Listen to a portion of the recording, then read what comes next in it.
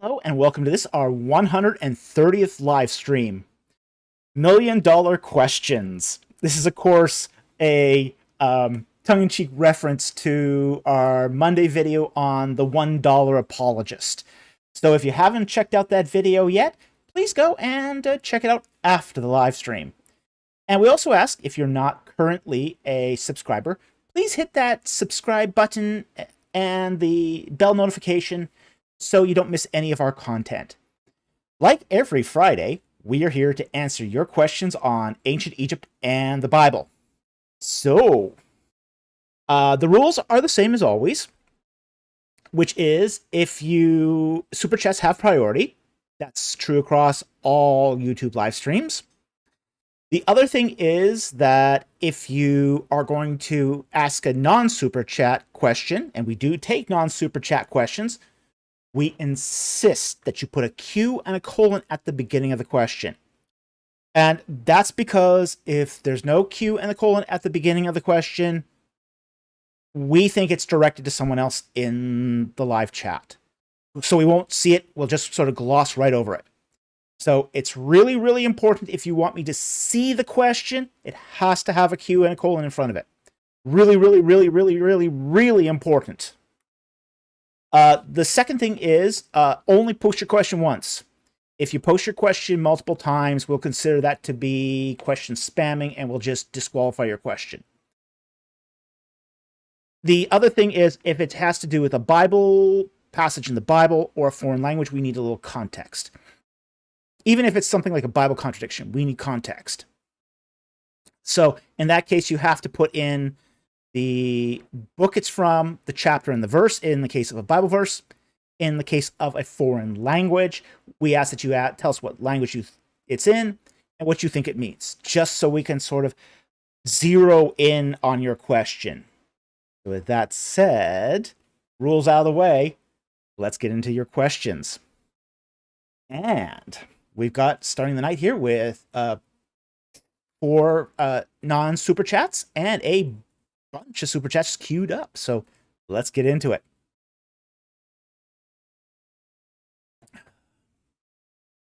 Our first question is from 501 Mobius. How does one determine the firstborn of animals? Well, that one is actually really easy. Now, we have to remember that when the biblical text talks about firstborn, it's talking about the heir designate. Basically, the one who carries on the family name, carries on the line, assumes the job of your parents.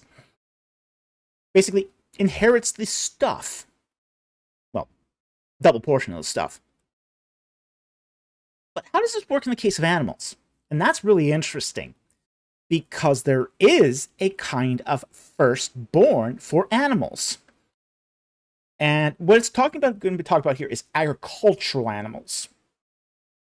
Not wild animals, so it's not talking about wild animals. It's talking about agricultural animals, domesticated animals. This would be your breeding stock, your stud bulls, your stud animals. And that would be your firstborn for animals, the ones that are carrying on the best of the genetic line. Yeah, oh yeah, that's a huge source of finances. Huge, huge source of finances. As my producer just pointed out, yeah, it's like, oh yeah, my producer grew up on a farm. Okay, so she's familiar with this. Anyone who's grown up in a farming community, or say with 4-H, knows about breeding and breeding animals. So your firstborn in an animal line is not necessarily your best, it's not one that's born first, but it's your prime animal, your breeding stock. So this would include chariot horses, this would include cows, this would include sheep, this would include, say, if you have domesticated birds like pigeons, all of that. Whatever is your prime breeding animal, that's your firstborn among animals. So, anyway, yeah, it's a legal and financial term. I mean, the firstborn is not it's not necessarily the first in ordinal birth. It's who's the legal heir. And it's always been that way. It's always been like even amongst, say, for example, the children who would succeed Pharaoh. It wasn't who was born first. It was who was born to the great queen. The son of the great queen could actually be younger than the firstborn. But if the son was born to the great queen, he inherits. So we find this even amongst the children of Pharaoh. It's not necessarily who was ordinarily born first. Now, oftentimes, if a minor queen did give birth first, she was made great queen. But that wasn't always the case. So,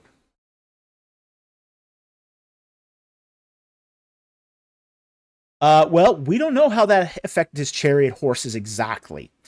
For example, maybe the stud horse was deceased. If the stud horse is deceased, then those chariot horses are no longer firstborn. They've come into their inheritance. So we have to remember that you're only the firstborn as long as your dad is alive. Once your dad is deceased, you're no longer the firstborn. You've already come into your inheritance. So the firstborn is only the designated inheritor waiting in the wings. Elizabeth in the Garden asks, so the great queen took precedence over the firstborn of a concubine? Absolutely. Absolutely. The firstborn of the great queen is the person who will inherit the throne. Period. It's the son that will inherit the throne. That was the tradition of Egypt going all the way back. It's not that you were first in ordinal birth, it's who you were born to. So if the great queen, or basically the queen that was made the great queen, you were an offspring of that, you inherited the throne. Didn't matter about who else was around. That was the law of Egypt. As much as they had laws. But it was the tradition of Egypt. So that was really, yeah. That's how the heir designate worked for the house of Pharaoh. But for animals, it's who is your stud animal. You know, if your stud animal is the prime breeding stock, they are going to be the firstborn as long as the parent of that breeding stock is alive. So, great question. Interesting question. Thank you very much for asking that question, 501 Mobius. And it's great to see you here tonight. Okay. The next question here is from Darkblade. And he asks a anime question. Have you seen the 2016 anime Erased? Oh. Yeah. Yeah, I have. Wow. That's a heavy anime. That one is heavy. It has some really, really dark themes in it. It's got themes of child abuse, serial murder. Yeah, that's a dark anime. I mean, the art style is beautiful on that, absolutely gorgeous, but it was so dark. The darkest moment for me on that film, on that series, and I believe it's a 12-part serial, was episode 8, where the physically abused girl is taken into a home.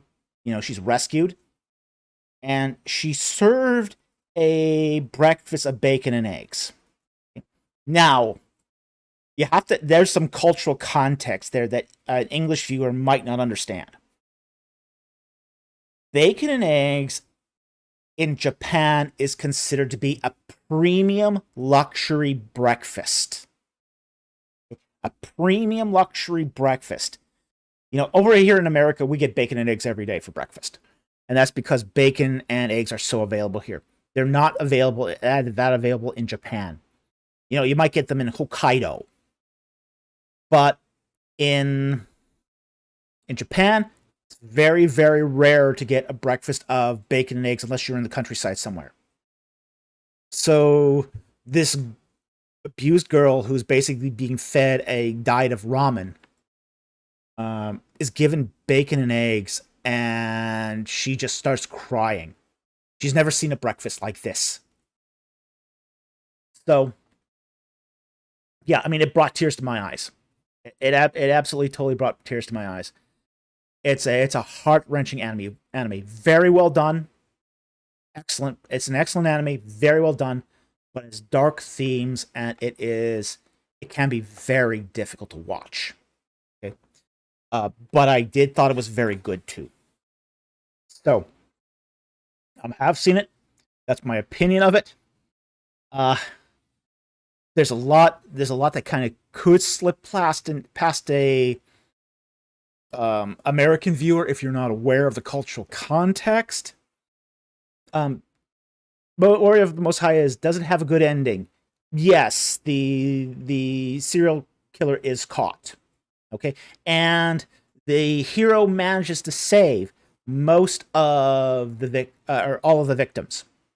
So it's a very good serial, but again, it touches on themes that are very dark.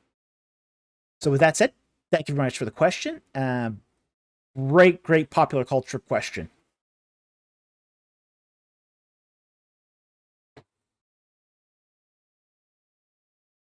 Okay. Next question was from Talitha Kum. How did the Israelites worship while enslaved in Egypt? Oh boy. They worshipped pagan Canaanite deities. They worshipped Resheph, Astarte, and Baal. Yes, that Baal. They had an entire temple built in Avaris. They actually had 2 temples dedicated to the gods Baal and his Egyptian counterpart, Seth, or Sutek. Okay, so Baal was their normative worship while in Egypt, and they worshipped it in a temple setting. Now, very little of that temple remains, unfortunately, so we don't know exactly how they worshipped, and that area remains to be fully excavated. Yet. So we do know that they did worship in a temple setting. We do know they had an Egyptian style of worship, so they're doing purification rituals. That's incense with an incense spoon. They're dressing like Egyptian priests, so they're shaved, and they're following a lot of Egyptian customs as they worship. I see Jack Ray just popped in here with 20 memberships. So, there's a lot here that we can talk about as far as their worship, but it's very Egyptian style worship, and it's to gods that are not Yahweh.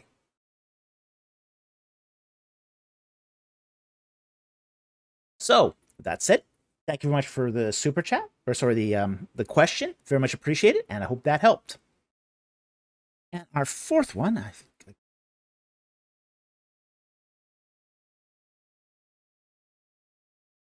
It says you got it. What do you mean you died? Yeah, yours was the first one on the list. All right. Up here, Mirlan says, "Hi, Dr. Falk. Greetings from Central Asia. Thank you for your ministry. Your channel is a true gem." Well, thank you. Thank you. We really appreciate our foreign viewers. We love it that we have a very international audience. So I'm glad you love the channel, and I'm glad it helps. That's what we're here for, is to help you, learn about the Bible, learn about the ancient Near East, and to grow in your faith, whatever that faith may be. So thank you for that. And we're going to take your question too. which is at 1135 here. And why would a jealous God who set Israelites apart from the rest of the fallen humanity have used Egyptian pagan religious imagery in the design of the ark? Thank you, and God bless you, and God bless you also. Okay, why would they do it? Why would he do this? He's a jealous God. He doesn't want you worshiping other gods. What's going on here is something called condescension. Right? Now, it's not condescension in the way that we sometimes use it, of looking down on other people. Okay, it's not condescension in that way. It's condescension in that God doesn't have to do this, but he comes down on our level to speak to us on our level. So what God is doing here is taking the symbolism and the iconography and the religious imagery that the people are familiar with, and he's transforming it. So they're all familiar with this imagery, but God is not going to give them new imagery until he can start relate to them on their level. So God comes down, he says, okay, you guys are familiar with, say, cherubim, vulture goddesses. That's going to be your cherubim. You guys are familiar with the fiery serpents, the Uraeus serpents. Okay? That's your seraphim. He's going to come down and say, okay, Wadjet is, you're familiar with that. Okay? Think of that as Yahweh. And that he holds in his hands, say, the ankhs, the symbols of life. What he's doing is he's taking that symbolism and transforming it into Yahweh worship. This is not worshiping other gods through iconography. This is worshiping Yahweh through iconography. And people can relate to that. The people understand this. Because they understand this, God can take that imagery and flip its original meaning on its head. So, like, for example, the Ark of the Covenant. In a normal, say, sacred bark, you would have a idol of a god sitting between the wings of the cherubim. That's what you'd find, for example, if you went to Luxor Temple. You would see a sacred bark with two winged goddesses, and they're facing each other, and their wings are stretched out, and in between the two goddesses is an image of Amun-Re.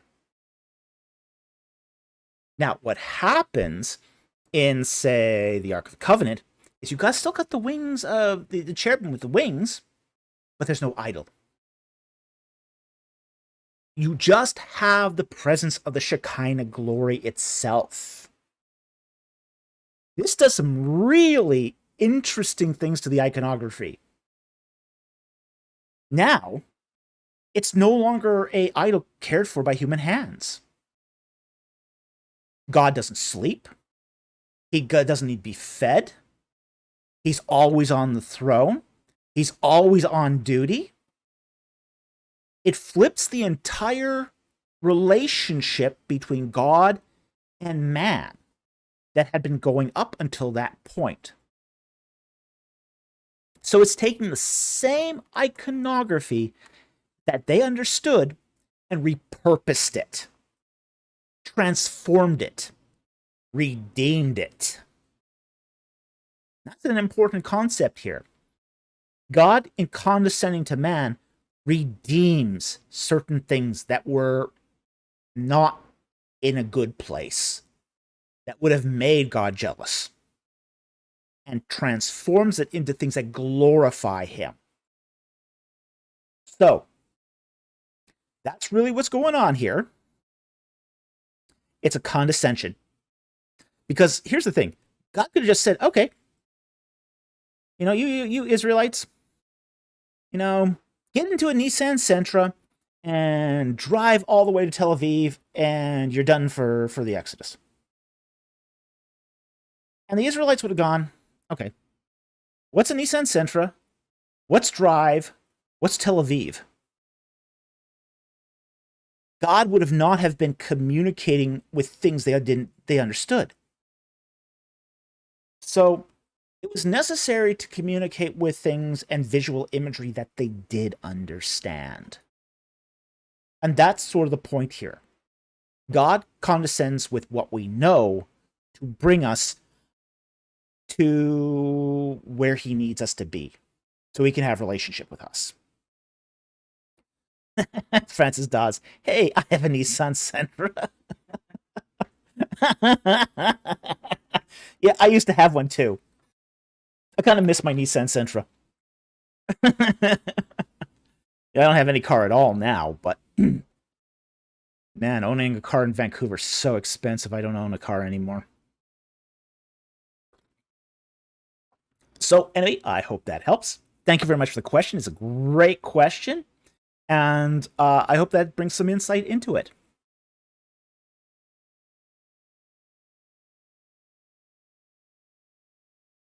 Okay. Let's get into the super chats. Our first super chat here is from Addison Weir for $4.99. Thank you very much for the super chat. Are there any apologetics programs you actually recommend? There's one. There's one I would actually recommend, which is Southern Evangelical Seminary's program. Now, understand that I don't know a lot about it, but from what I've heard good things about it. Now, I know they are they're very much into, what's it called now?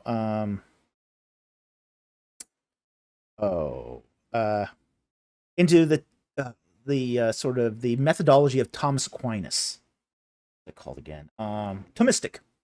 They're very Thomistic. Even though they're an evangelical seminary, they are very Thomistic. And Thomism is a very good methodology for doing apologetics. Now, warning, for my Protestant viewers, a lot of people who go to Southern Evangelical Seminary do end up converting to Catholicism. Okay, so you might want to consider that before going. That's a possibility that could happen. But with that said, the program itself is good. The program itself is good. You're going to get a thorough methodology, and if you want to do apologetics, that's a great way to do it. The other way I would say you could do is you could do an apologetics program at, say, Dallas Theological Seminary. From what I understand, their apologetics program is very good. I also used to recommend Trinity Evangelical Divinity School's apologetics program, but I don't know what the state of it is at the moment. I'll know probably more about this when I go to ETS in a couple weeks. So, those programs used to be very good, very good. So, like for example, John Feinberg at TEDS was an excellent apologist. I had some issues with some of his writing, but overall, I thought he was a very, very good apologist. But that's more or less what I would recommend. Now, I myself did not do a lot in apologetics. That was my key interest. So I might not even be the best person to ask on this. But one of the things about apologetics that I think we need to note too is apologetics is actually a how do I say it? It's kind of a hybrid program. You can also self-style an apologetics program. That's completely possible. And here's how you would do it. So if you want to cut out the apologetics programs entirely, I'm not saying to do that, but there's a way you can do this. Because I noticed when I was looking at seminaries, there was some Catholic apologetics programs that I was looking at. And it's 90% church history, 10% philosophy. If you did 90% church history and 10% philosophy, or maybe 80 to 20. 80-20 might be a better mix. But let's say you do 4 courses in church history, 1 course in philosophy, a semester. Okay, you would have essentially the same program, exactly the same program that you would take an apologetics program. And there's a lot of schools that offer this. Even though they don't call it apologetics, you could do this. Basically, major in church history, minor in philosophy. And you would come out knowing the exact same stuff that you would going to an apologetics program. And probably better. You'd know philosophy better.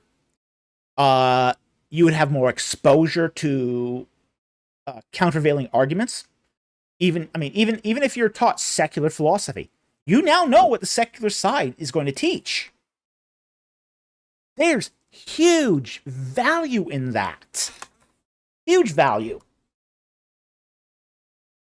I mean, in my particular case, I didn't go an apologetics route, but I did my bachelor's degree in philosophy. And wow, did it change how I viewed the world.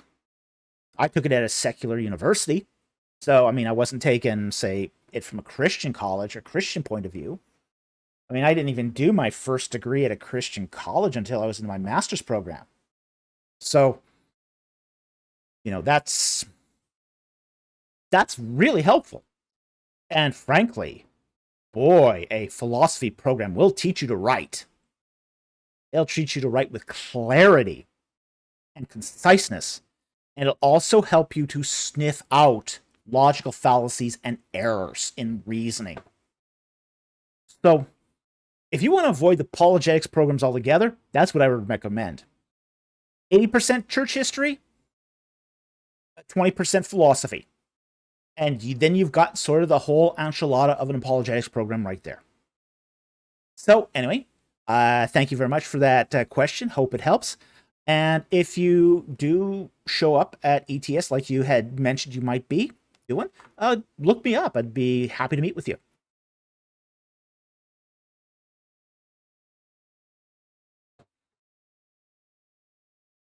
All right, the next super chat here is also from Addison Weir for $1.99. Thank you very much for the super chat.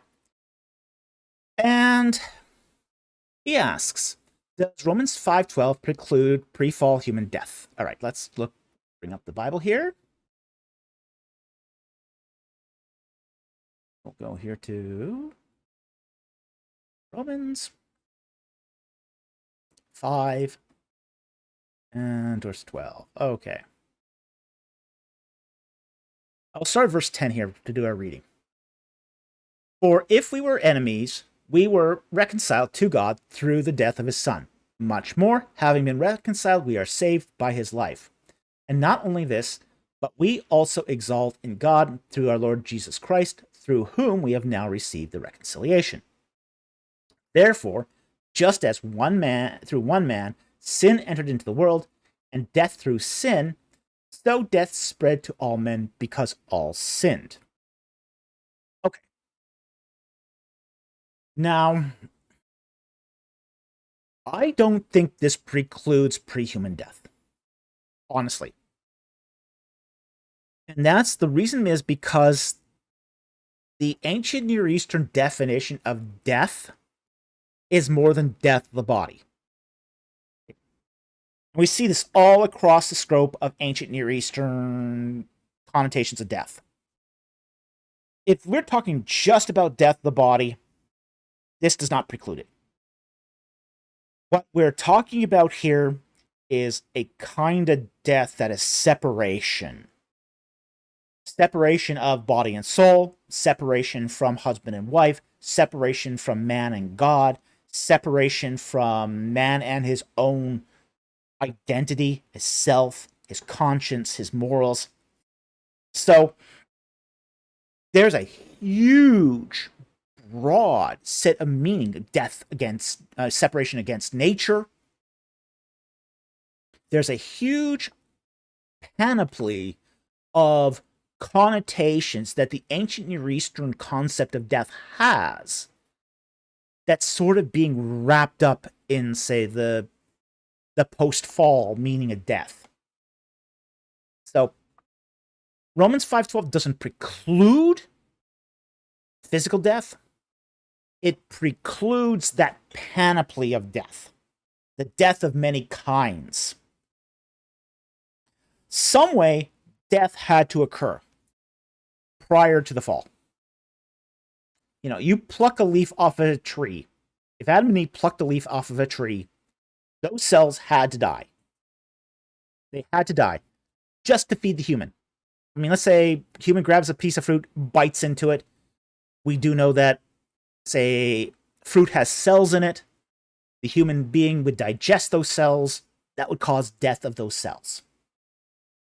Okay. So, in some respect, there was some sort of death that had to happen before the fall. But that's not necessarily separation from God. In this particular case of the fall, because the whole context of Genesis 1, 2, 3 is taking place in a temple context, this is driving man out of sacred space, out of a relationship with God. And that is what's going on here. That's the kind of death it's talking about. That separation of sacred from profane. Now the whole world is no longer sacred. Now we have a brick wall separation between what's sacred and what's profane. And man's on the profane side of that brick wall and is being shut out. He doesn't have relationship anymore. Not like he had. So that's what's going on here. So I know there's a lot of creationists that will take this as being that there was no human death at all, no animal death at all, no plant death at all. But it's a misunderstanding of what's being talked about here by death. It's a different definition. And the definition that, say, Genesis is using is an ancient Near Eastern one. You can't get out of it. So, anyway, thank you very much for the super chat. I hope that helped.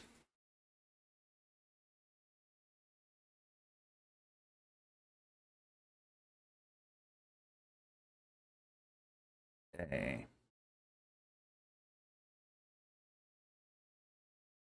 The next one here.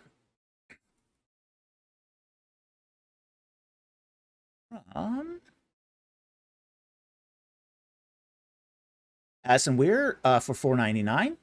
Thank you for the super chat. How would the biblical authors have defined the term human? Ooh.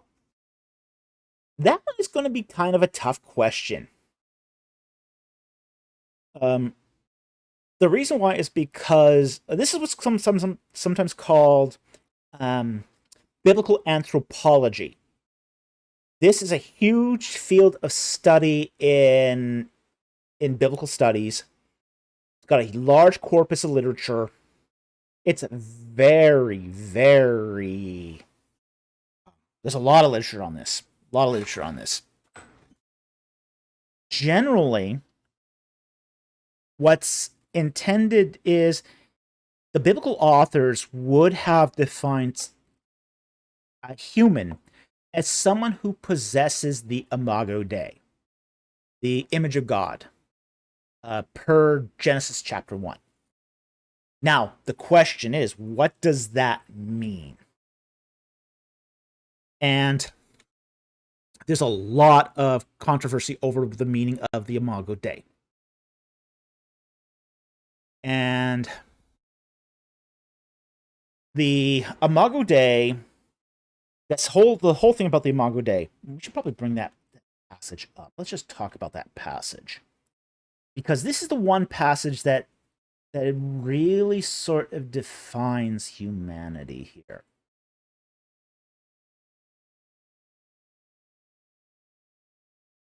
I'm going to bring up the Bible again here. I'm going to go here to Genesis 1, verse 27. And God created man in his own image. In the image of God, he created him. Male and female, he created them. Okay. Now, this is what, say, classical theologians talk about when they talk about the Imago Dei, the image of God. Now, the problem here is in the Hebrew, there's two words for images. Okay? You have one which is tselem, and the other one which is demot. And they're different. They're different. But they both mean a kind of idol. Kind of as I said, like a temple idol, like you'd worship. So, God's creating his holy temple here, and then he's creating his idols of himself.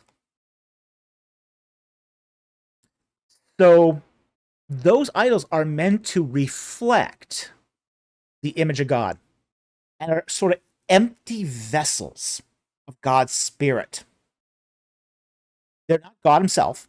Humanity's not God himself. They're just reflections. They're reflections. They're simulacra of God himself that God is making. So God is putting these images in his temple to reflect himself to himself. It's a very interesting kind of image here. So we are most human when we most reflect God. And that's really sort of the long and short of it. It's God. We are most human when we reflect God's image and his goodness. His goodness, his mercy, his kindness. So that's what the biblical authors would have defined being human. There's a moral accountability. There's moral responsibility. We have moral and intellectual reasoning. But it's not what we can do that makes us human. And I've heard some theologians, fortunately less so today, but some older theologians would have said that humans have a certain set, that the image of God is a certain set of abilities. And I think that's sort of wrong-headed. I think the idea of being human is what God sees in us, not what we ourselves are. And I think that's a better way to view this. That the Imago Dei is what God sees in us. He recognizes himself in us. Because we are basically images of him. So that's how I think the biblical authors would have defined being human. Is God recognizing himself in us. And it's not us. It's not anything we do. It's not our goodness. It's not our morality. But we become most human in the ideal sense when we are most like God. So, anyway, thank you very much for the super chat. I hope that helped. A great question.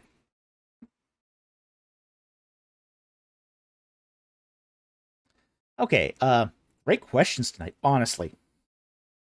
Ask and Weird for $4.99. Thank you for the super chat. And he asks, which do you think is more fun to visit, Egypt or Israel? Okay, I'm biased. I'm biased. I actually had to ask my producer this because I've been to Egypt many times, but I've never been to Israel. My producer, on the other hand, has been to Israel but never been to Egypt. So you might get different answers here depending on which of us you ask. I think Egypt is a blast. Okay, I think Egypt is a great, fun place to visit. I mean, I have to admit, most of the time when I visit there, it's work. But I do take some time to go to like the souks, that's the bazaars. And those things don't even get going until like 6 o'clock in the evening. I mean, they open the doors at 6, and you want to see a souk at its finest. Wait till the sun goes down and it all goes dark. The lights shine up, everything's colorful and beautiful. The smells are in the air. Yeah, Egypt is not a place for early risers. Sorry.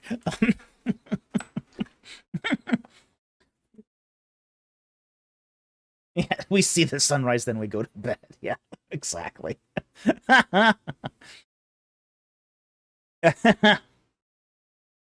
And Japonis Kunrafe says, if by fun you mean crossing through traffic like Frogger than Cairo, Egypt. Well, that does have its moments. I'll say that. I remember doing that in Luxor. There's no crosswalks. Yeah, and people just dart across the street, and somehow the cars move around you. Mm-hmm. Yeah, don't hesitate. Okay, if you walk across the street, walk across the street. Do not hesitate. That will not end well for you. I mean, I had to ditch a tout once by crossing a street. That was quite harrowing. But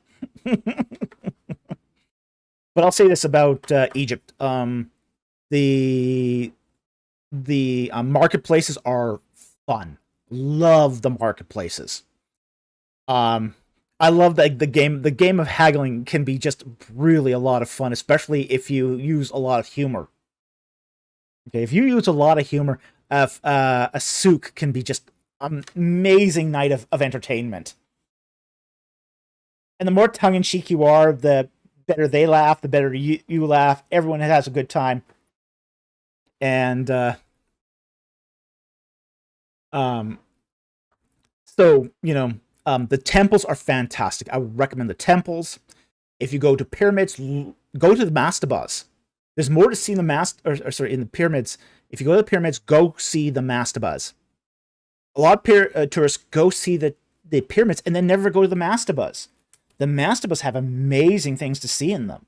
They're better to view than the pyramids themselves. Do climb a pyramid inside a pyramid once. I'm not a big fan of pyramids. I just don't like pyramids. They're just big piles of stone. There's no decorations on the inside. They're kind of boring for me. So, anyway, there's a whole lot of stuff here on this that I could keep going on about. I wouldn't recommend the food in either Egypt or Israel. But there are some good, really great restaurants in Egypt too. So if you hit the good restaurants, the food can be amazing. Generally, it's not. But you'll have probably more fun. I'm suspecting you'll probably have more fun in Egypt than Israel. And there's a lot more to see. So anyway, thank you very much for the super chat. I hope that helped. And I would encourage people to travel there. It's amazing. Either place will open up your worldview. And that's worth it all on its own. Okay, the next super chat here is from Andrew Tinsley for $5. Thank you very much, super chat. And he asks, Jeremiah 7:22 and Amos 5:25 appear to say that Israel did not make sacrifices in the wilderness. Is this evidence that the prophets didn't have the Pentateuch? No, it's not, and it sort of kind of misses the point. Now, Amos 5:25 is more clear here than Jeremiah 7:22, but let's bring up our Bibles and let's go over both here just to cover the territory. Okay, so Jeremiah 7:22. Okay. And we'll start at 21 here. Thus says the Lord of hosts, the God of Israel, and your burnt offerings to your sacrifices and eat flesh. Add your burnt offerings to your sacrifices and eat flesh. For I did not speak to your fathers or command them in the day that I brought them out of the land of Egypt concerning burnt offerings and sacrifices. But This is what I commanded, saying, obey my voice, and I will be your God, and you will be my people, and you will walk in all the way which I commanded you, that it may be well for you. Okay, so that's Jeremiah 7, verses 21 to 23. But Amos here is a little more clear, I think. If I remember correctly. 25.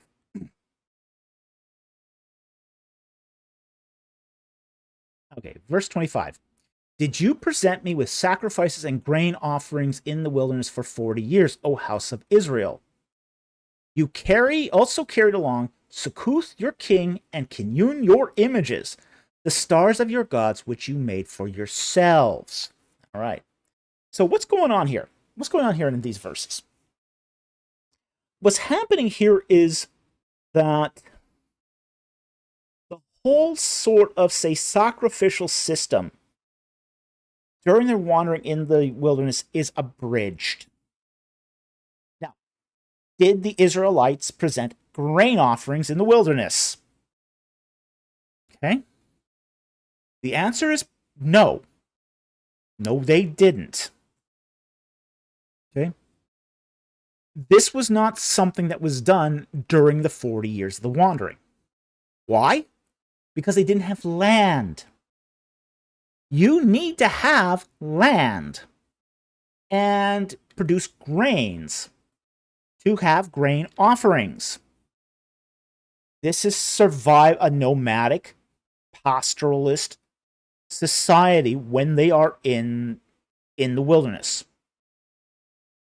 You can only have agricultural products where you have agriculture. Now, they did occasionally go to Kadesh Barnea to cultivate some crops. But this was sort of a seasonal, exceptional time for them. They're not going to take that agricultural produce and just burn it, which is why it was not required of them while they were in the wilderness. It's only when they come into the land that they are required to do this. Okay? So, this is not evidence that the prophets didn't have the Pentateuch. It's more evidence that there's a difference between what God required of the Israelites in the wilderness, which was just to listen to his voice, and they disobeyed, versus what they were required to do once they were in the promised land. So these pericopes are not about not having the Pentateuch. These are pericopes about disobedience.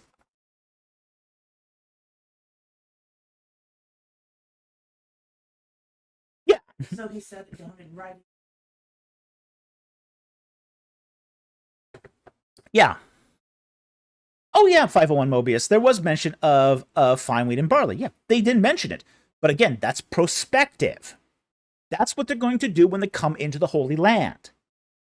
They're not going to do that in the wilderness. You can't grow wheat in Sinai. It ain't happening. Okay? You can't grow grains, barley and wheat in Sinai. Yeah, it was still savanna, but yeah, you can't. Those are crops that need water. You know. Well, you could buy it, sure, but could you buy it in sufficient quantities? Can you buy it wandering around the desert? Is anyone carrying it? Are nomadic traders carrying wheat? Probably not.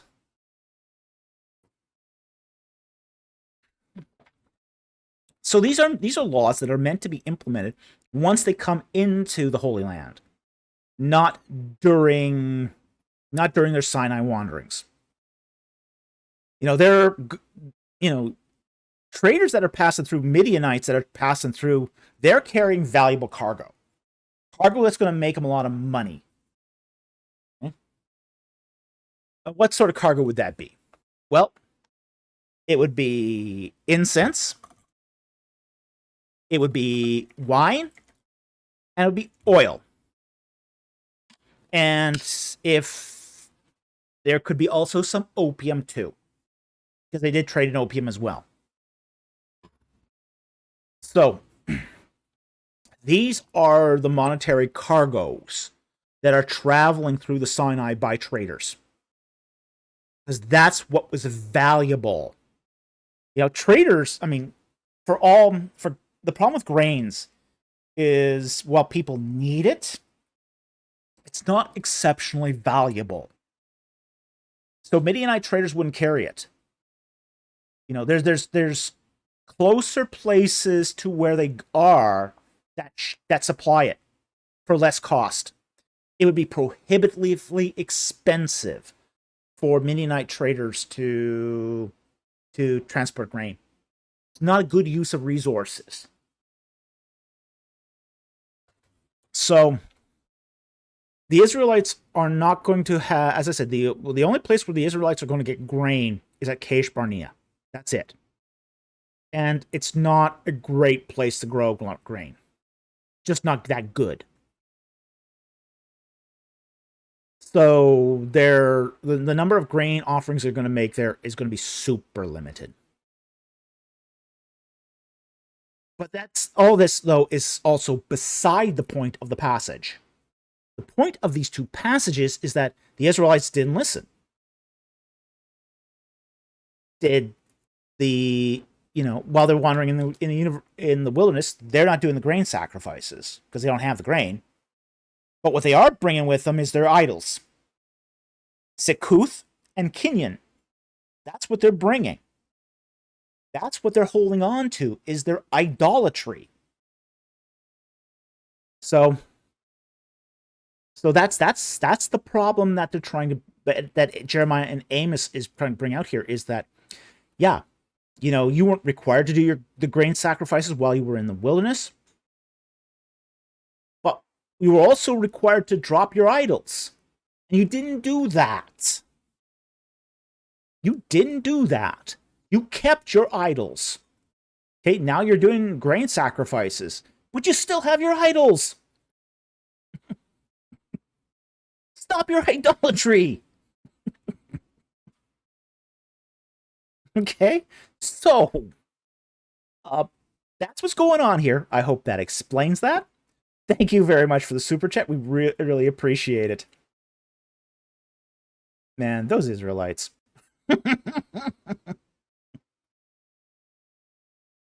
Okay, the next super chat here is also from Andrew Tinsley for $5. Thank you very much for the super chat. And he asks, what does Nahum say God is restoring the majesty of Jacob as well as the majesty of Israel? Nahum 2:2. I thought Jacob and Israel were the same. Let's bring up the passage. Okay. Nahum 2. Okay. Our Bible again. All right. Now, here's the thing you have to keep in mind with Nahum. It's written in poetry. It's a prophetic text written in poetry. So to understand the passage, you have to take the couplet. And unfortunately, in our English Bibles here, the couplet is the entirety of verse 2. Okay? We'll read the passage and then we'll talk about it. Verse 2. For the Lord will restore the splendor of Jacob like the splendor of Israel, even though the devastators have devastated them and destroyed their vine branches. All right. So what we have is a couplet here. The singlet number 1. The Lord will restore the splendor of Jacob like the splendor or as well as the splendor of Israel. That's singlet number 1. Singlet number 2. Even though devastators have devastated them and destroyed their vine branches. So what we have here is a contrast. We have a contrastive couplet here.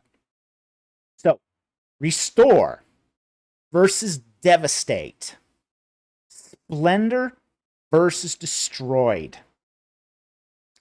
This is really, really intentional in its composition. So as the devastators have destroyed Jacob and Israel, because they're one and the same, they are synonymous here. It's it's a repetition. It's a repetition. So to fill out the singlet, the writer here is basically doubling it. So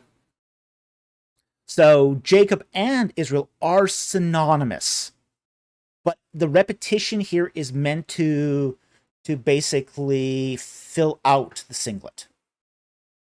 So it fills out the singlet, which is then compared to its opposite. and Japonis Conrafe, thank you, Robert Alter. Yes, absolutely. Yeah, I'd recommend Robert Alter's book for reading poetry and the prophecy that's in prophetic form, because, yeah, that really explains this. So, yes, they are the same, but it's used to fill out the singlet so that it can be contrasted against the second singlet. And that couplet basically says that God's going to restore just as the others devastated. And that contrast is meant to heighten the meaning of the text. So, I hope that explains the what's going on in this passage. Thank you very much for the super chat. Very much appreciate it, and I hope that helped. Hey. The next super chat here is from Jonathan Monroe for $5. Thank you very much for the super chat. I'm Reformed and wanted to know, what is your biggest concerns with Reformed theology, or to be specific, the 5 points of the Synod of Dort? Okay, I'm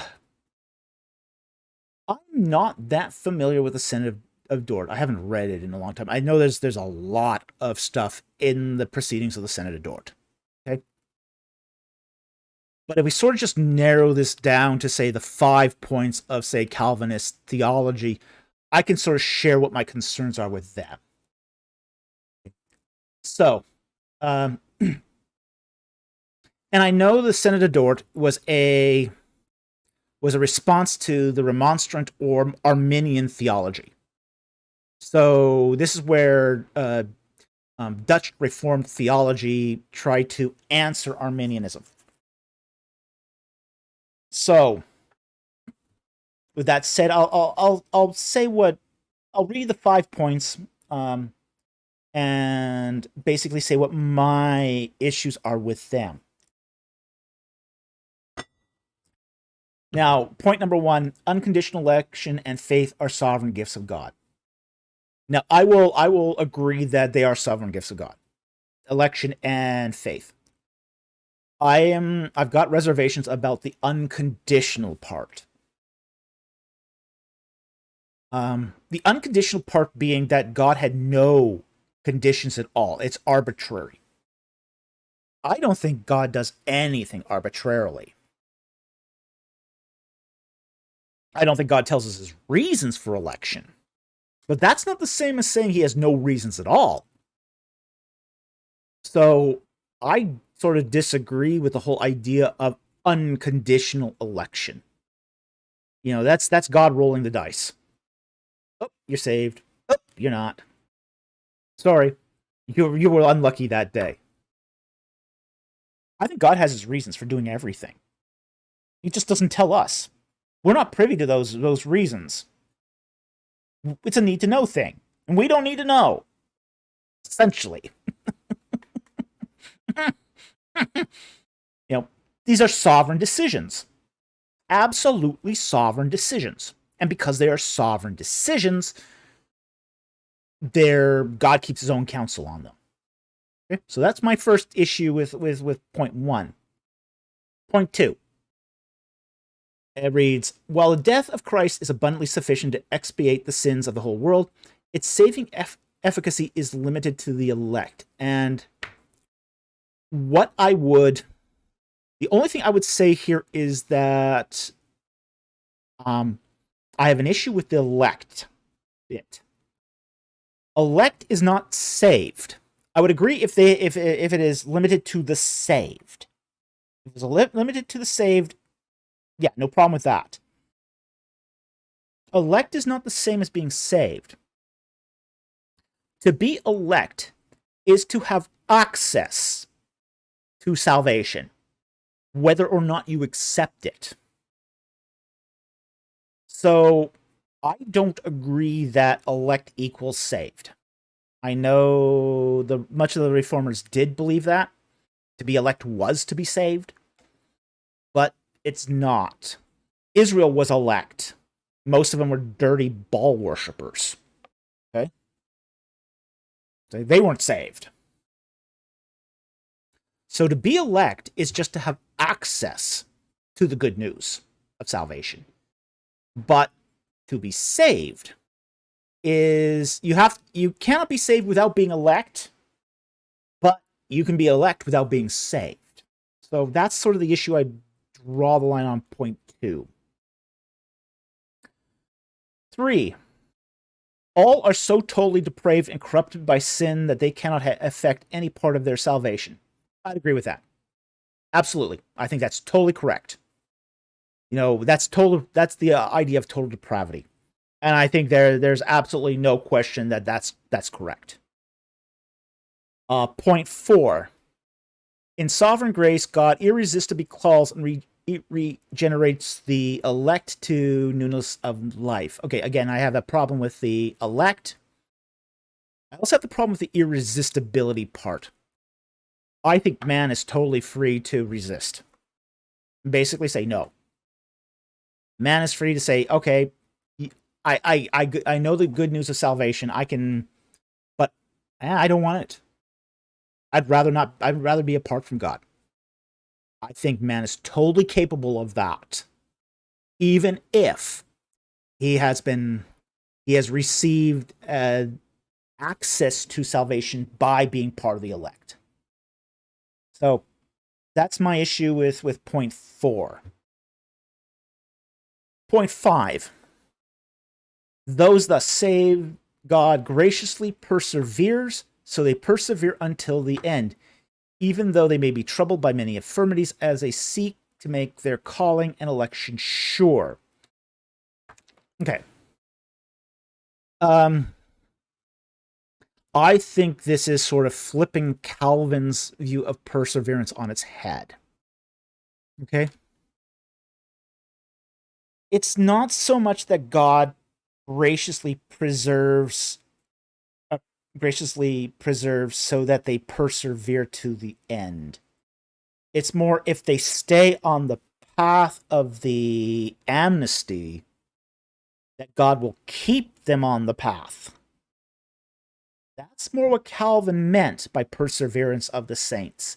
This sort of puts the cart before the horse. So God doesn't automatically preserve you if you stray off the path. If you stray off the path, you've essentially rejected that election. And if you've rejected that election, you may be still among the elect, but not saved. I've seen this happen. I've seen this happen too many times.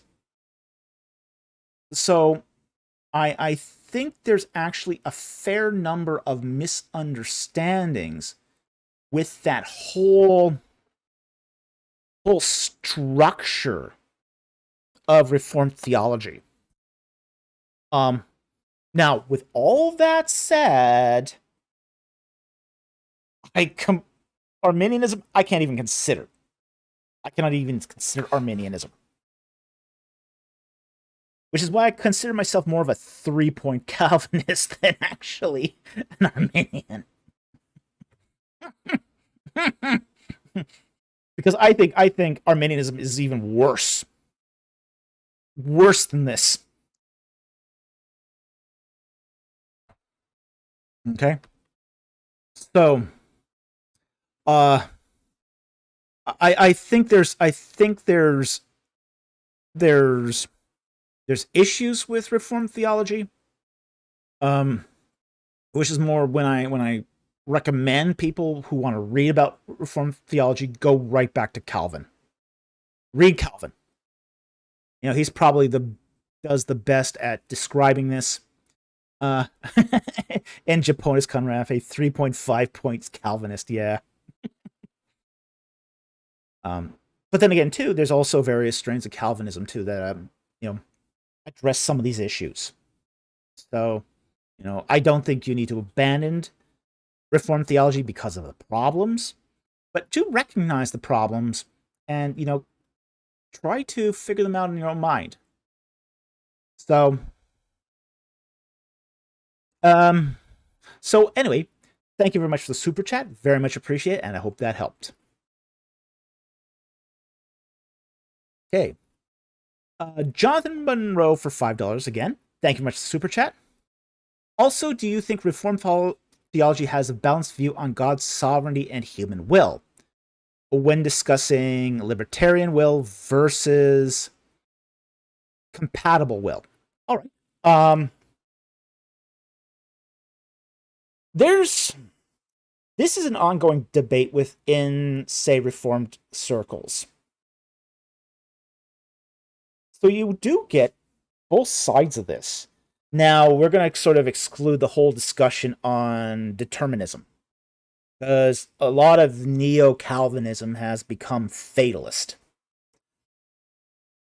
But there's two sort of branches of Calvinism that goes into, one is branches into libertarian free will, and the other one in compatible free will. And both of them are still Reformed theology. They're just different. Okay?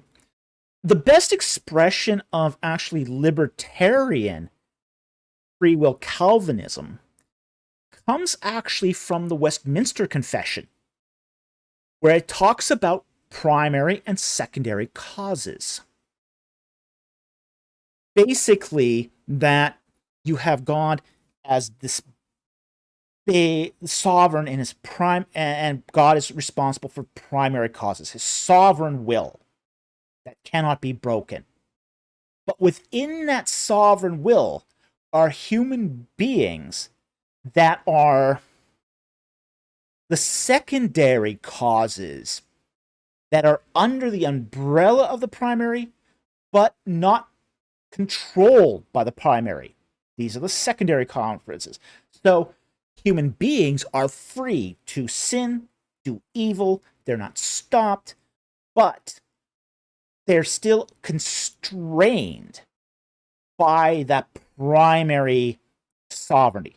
Okay? So that's the sort of the libertarian view of Calvinistic free will. Okay? Now, compatibilist free will is different. And it's different in a very, very subtle way. Which is, God is completely sovereign, but that sovereignty does not affect human responsibility, human sin. It's more akin to basically being on a cruise ship where the captain is in control, but the people sort of wander around the deck, eating at the buffet, playing games on deck. They have no real control of where they're going. So it's kind of a more constrained view of free will than the libertarian free will of, say, the Westminster Confession. But it's basically that God has complete sovereignty over everything up until your responsibility. And then it stops. Whereas, say, the Westminster Confession is much more like, okay, God's the king. He's the ruler. He sets the laws. He defines the boundaries of the kingdom. But you're free to act underneath that. He doesn't interfere with it. So there's more free will in the libertarian version of this, whereas the compatible view is just more God exercises his sovereignty up unto your free will, up until your responsibility. Even though God may have orchestrated all the events that led up to what you are ultimately responsible for. So those are sort of the differences between the two, and both are fairly balanced. Okay, fairly balanced. I would probably lean more towards the Westminster Confession on this one than I would to say towards the compatible view, just because it seems to be more in line with what God has shown us in the Bible. So, and I also think too that also leads to, say, greater responsibility. So, for mankind. So I'm okay with both. I think both can be completely acceptable. I just tend to lean more to the libertarian view, libertarian reformed view on this. So, anyway, thank you very much for the super chat. I hope that helped, and I really appreciate the question. Okay, the next one here is from Captain Seb for $2. Thank you for the super chat.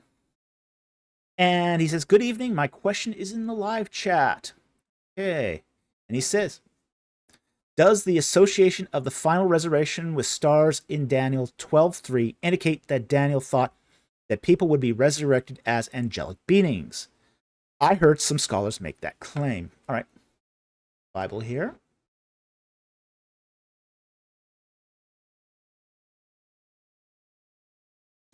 And we'll go to Daniel. Daniel 12. We'll start at verse 2 here.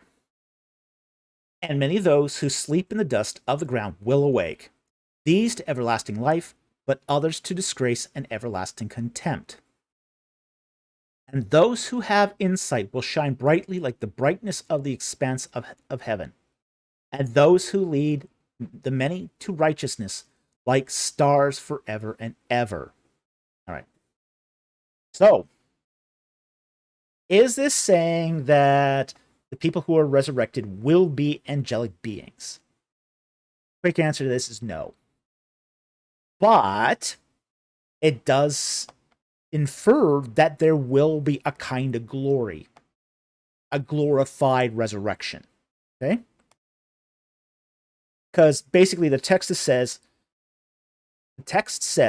that those who have insight will shine like the brightness of the expanse of heaven. And those who lead the many to righteousness, so basically righteous leaders, like the stars forever and ever. Now, stars are often a euphemism for angels. Okay, so it's not that they will be angels or angelic beings, but they will be glorified like angelic beings. That's a really subtle, nuanced difference. Okay, so their image of God is going to come out into its fullness. Now, what I find really interesting about this passage, too, is that those who have stepped up to the plate, this is sort of raises a, how do I say it, an axe to grind for me. That say, for example, everyone gets the same reward in heaven. Well, no, everyone's not going to get the same reward in heaven. Even in this passage here, and we don't even have to refer to 1 Corinthians 3 here to point this out. This passage alone says that those who come into a saving faith, they'll have brightness, but those who lead the many to righteousness, they'll be like stars, the bright lights of heaven. So store up your treasures in heaven, kids, because, yeah, that's where moth and rust will not destroy. And we sort of see it in this passage, that what you do on planet Earth really counts. It really matters. Those who lead the many to righteousness, they're going to be like the stars. And the rest of saved humanity, they'll still be bright. Okay? They'll still be bright. So, again, store up your treasures in heaven. It matters. It really, really, really matters. So, anyway, thank you very much for the super chat. Really appreciate it, and I hope that helped.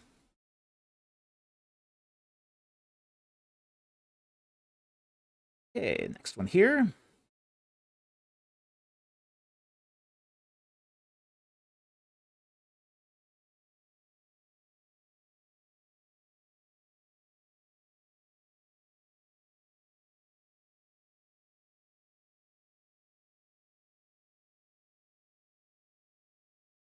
Okay, next one here is from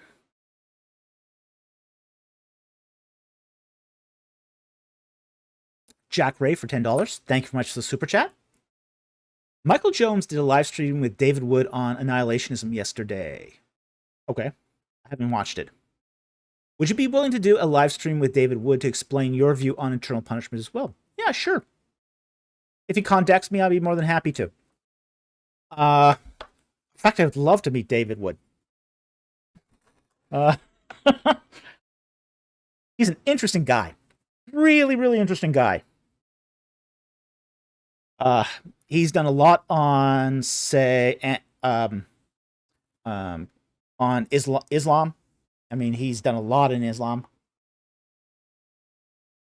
I think it'd be a very, very interesting episode if we met, given our particular personalities.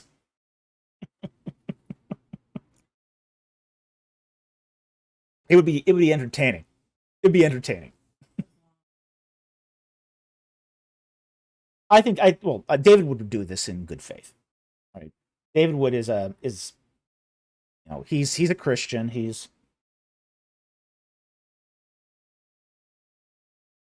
Yeah, I know, but I've followed his work for years now. So yeah, I would trust. Yeah, he's an ex-psychopath. According to Harry Stark here, David Wood is an ex-psychopath that became an Islam expert and is now a Christian. Yeah.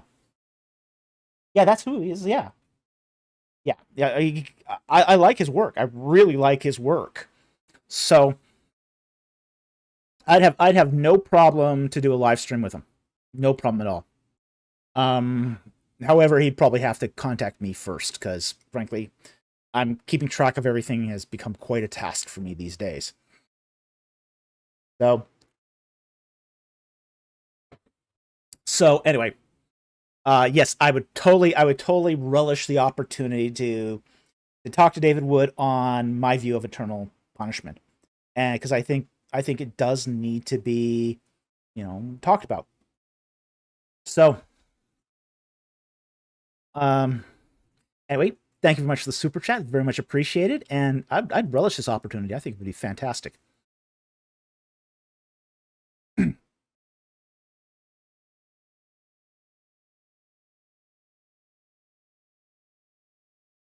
Okay, Luis Sandoval for 100, I think it's Dominican pesos.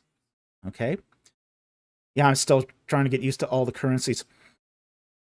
What does by mansions or room moon I expect you mean in John 14:2? So let's bring up John.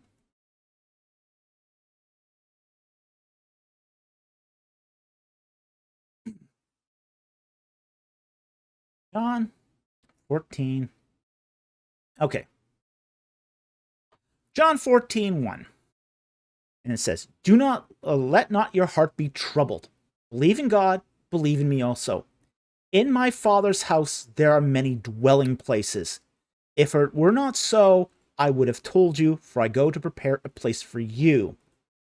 And if I go and prepare a place for you, I will come again and receive you to myself, that where I am, there you may be also. Okay. This is wedding language. This is wedding language. He's talking about the engagement. Okay. The way engagements worked in ancient Israel is the groom's family and the bride's family would basically decide on the wedding arrangements. The bride's side would pay a dowry. The groom's side would build a house.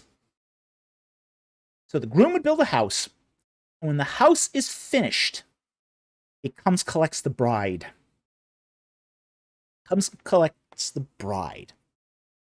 And that's in say the symbolism of the Bible. This is when he comes to collect the bride, that's the great wedding feast of the Lord, which is a little dark, let's say, but okay, it is what it is. Okay? So it's the great day of the Lord, the great wedding feast of the Lamb. So what he's basically saying here is that there's not going to be a limitation of space, essentially. This is wedding language. It's meant to basically say that there's going to be room for everybody. As much as people are thinking, okay, there's not going to be much space in heaven. No. This house has no limits. This mansion has no limits. Heaven has more than enough room to accommodate everyone. So, don't be troubled to think in human terms. Don't be troubled to think that there's going to be only 144,000. And that's it.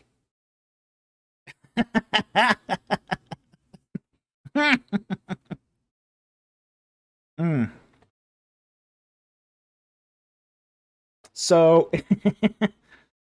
yeah, absolutely, there's going to be room. And that's basically what Christ is saying, is that when the groom comes for the bride of Christ, you're all going with. There'll be more than enough room.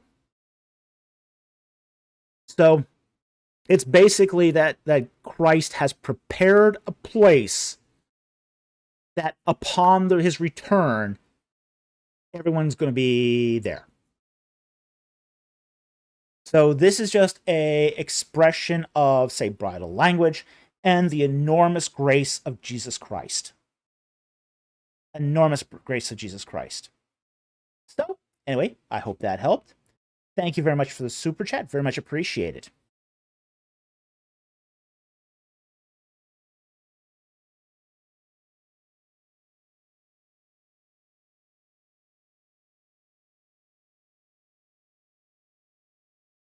Okay, the next one here is from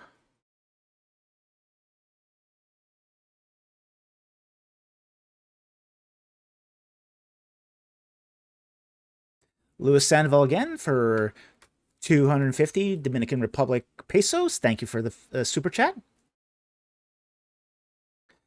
Did Jesus fly when he ascended into heaven? Also, do angelic beings and humans in the new heaven and earth fly? Okay, well, great question. It's an interesting question. We are told in the book of Acts that Christ ascended into heaven. Now, we're not exactly told how he ascended into heaven, but that he sort of went up. Okay. So, I don't know if that counts as flying or levitation. It seems to be more like levitation as well as dimensional crossing.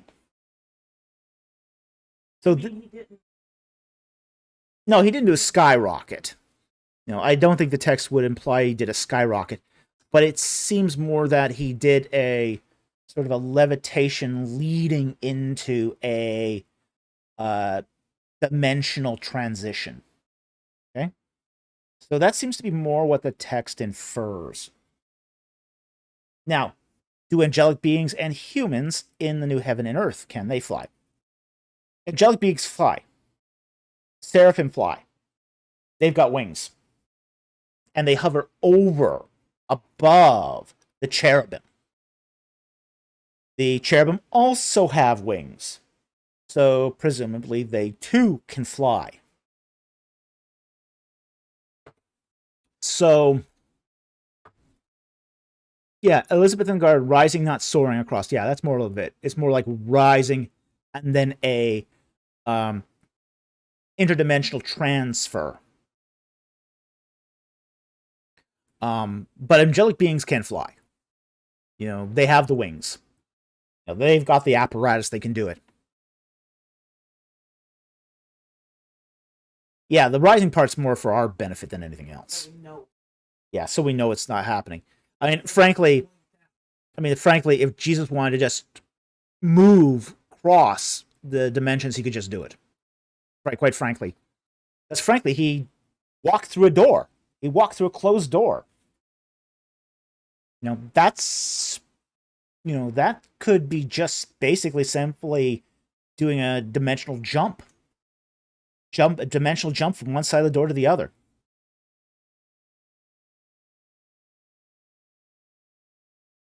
So, Dan and Dement were being beamed into a closed spaceship. So the rising and the levitation is really more for our benefit. Just so it's not said that he disappeared or was a ghost. Because ghosts don't levitate like that. So it's more or less for our benefit to sort of nail down that this is what's happening here is not paranormal, but supernatural. Okay? So that rising is for our benefit. Purely for our benefit. Yeah, and it parallels the other two that were taken up into heaven in a similar manner, Enoch and Elijah. So it's sort of meant to parallel that. So by its action, you can see where Christ has gone. Now, can humans in the new heaven and the earth fly? Yeah, I wouldn't trust myself with flight. I probably would crash into the walls of the new city. We have no indication that humans can fly, even in the new heaven and the new earth. Possible? It's not precluded. It could be, but we're not told.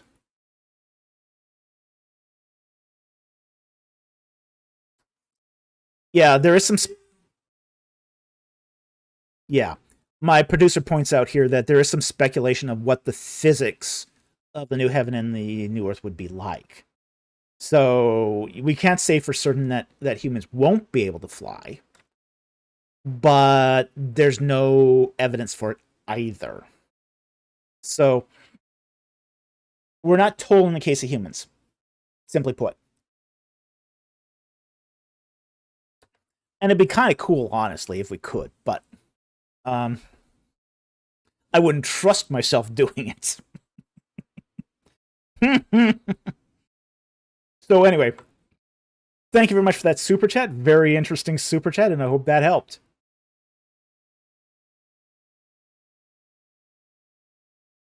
Okay, next one here is from Van Helsing for, I'm not sure what currency that is, for 400, whatever that currency is. It's a symbol I don't know. I don't know if that's Israeli shekels or what. But anyway, he says, taking Michael Heiser's Deuteronomy worldview, do you think that the Eastern religions developed their idols and ideas about God through the gods that led them astray? Can we ask the same with regards to the Egyptians? I have got some issues here with what? Indian rupee. Okay, it's the Indian rupee. Okay, I got some issues with his Deuteronomy worldview because it's really highly influenced with Second Temple literature. Um, yeah, and that whole Council of God of gods kind of thing. And I think, say for example, Egyptian religious system didn't develop with that whole idea of the Council of the Gods. So, um, his hypothesis breaks down when it comes to Egypt. It breaks down when it comes to Egypt. We know the development of Egyptian religion fairly well. And it does seem to go from a process of animism to local monotheisms. And then as Egypt nationalizes, it sort of aggregates that local monotheisms into polytheism.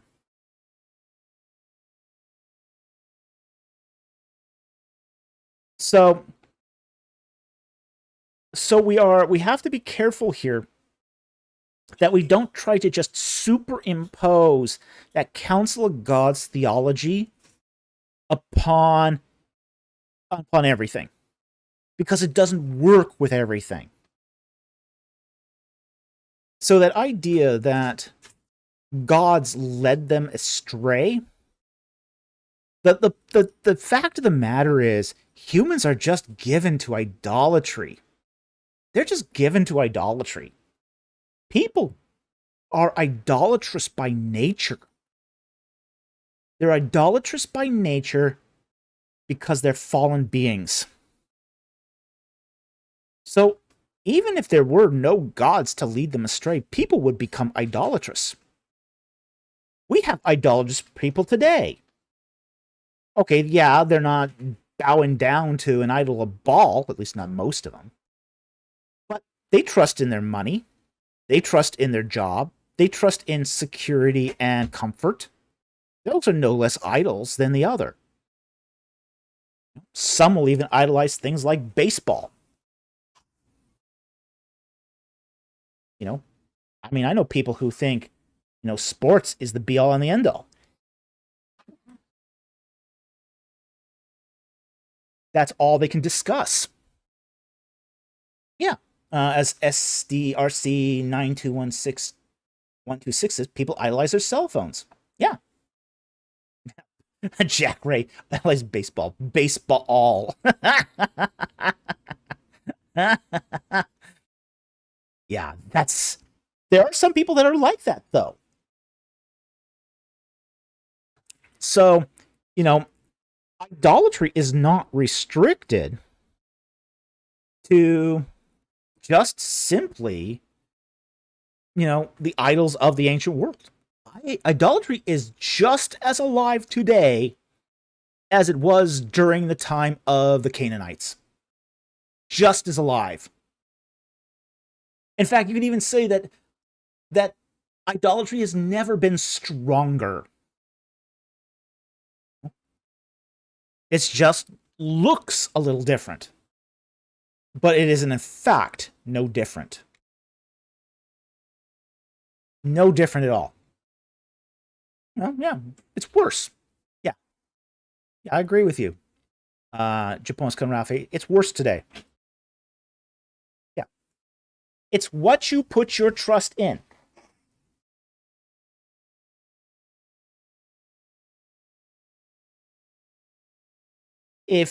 Idolatry is if you put your trust entirely, like, for example, in your finances, that's idolatry. If you put your trust in your career, that's idolatry. anything that takes away that trust from God and puts it into something else, that's idolatry.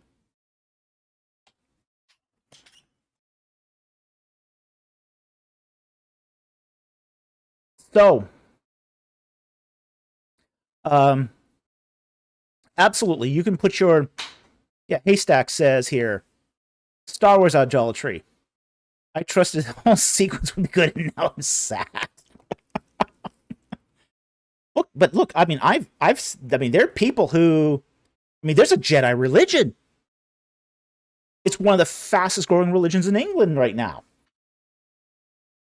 People are thinking that being a Jedi is religion.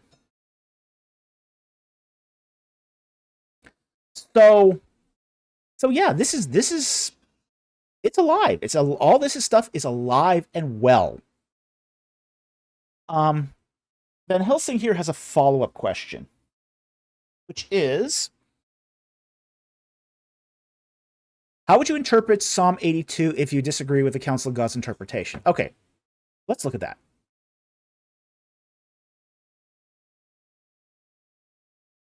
Let's look at Psalm 82. Because there's an exegetical point here that's sometimes missed with the Council of God stuff. So, let's bring that up here. Okay.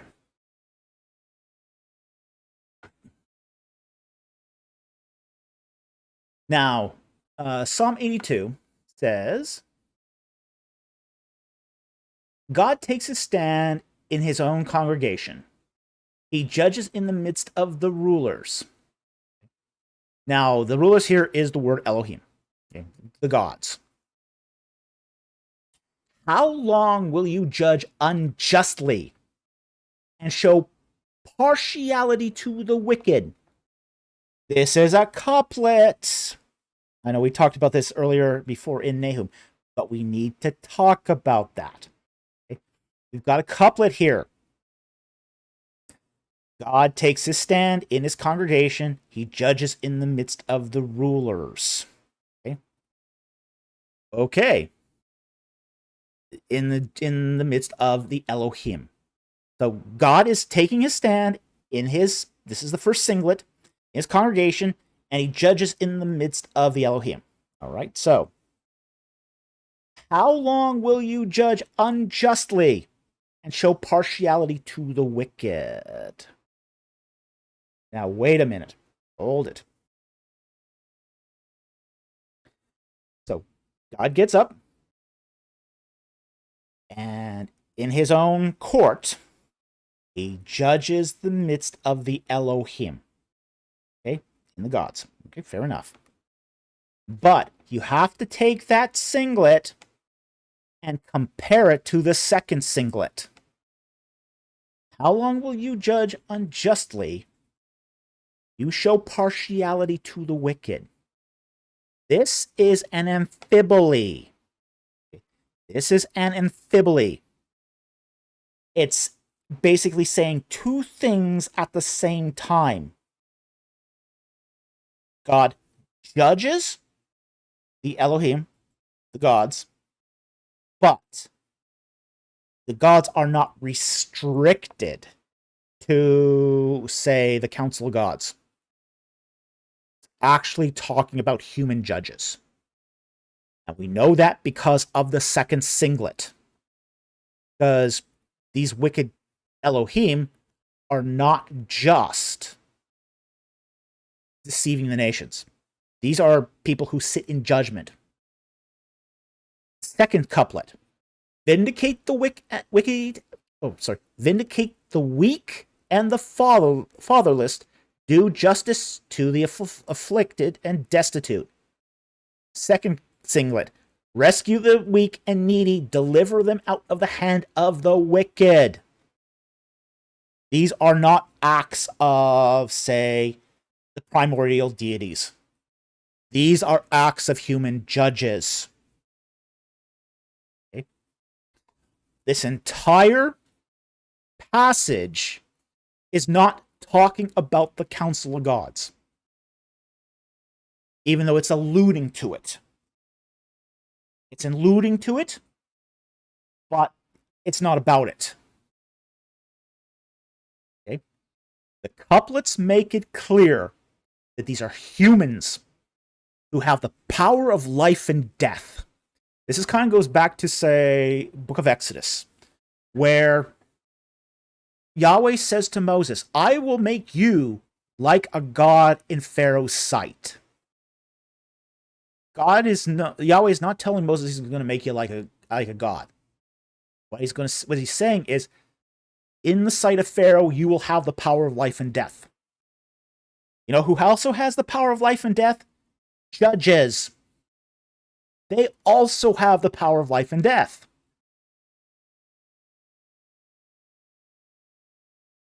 So what we have here is not an expose on the Council of God, but on human judges that are judging unrighteously. Verses 6 and 7. I said, you are gods, and all you are sons of the Most High. Nevertheless, you will die like men, fall like any one of the princes. Yes, you have the power of life and death, you wicked human judges. But don't forget your men. And don't forget that you will have to make an account of everything you do. So, that's what we have here, is what we have an interpretation of Psalm 82 that, say, alludes to the council. Now, I don't disagree there is a council of gods. I think there is a council of gods. We just don't... We find this in, say, Iron Age and Second Temple period literature. We don't find this in Bronze Age literature. So, that's where I would sort of draw the line with Heiser here, is I think Deuteronomy is making references to late Bronze Age literature, whereas, say, Psalms will be making references to Iron Age literature. And I don't have a problem with an interpretation of a Council of Gods in Iron Age literature, but in the case of Psalm 82 here, it's making the allusion to the Council of Gods, but it's talking about human judges. So, anyway, thank you very much for the super chat, and thank you for that follow-up question. I hope that helped.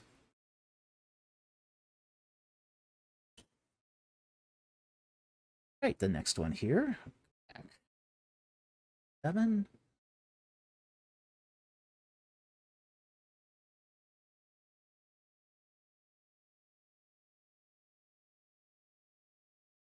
Okay, the next one here is from Jack Ray for $5. Thank you very much for the super chat.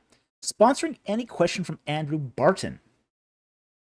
Okay, what do we got for Andrew Barton here?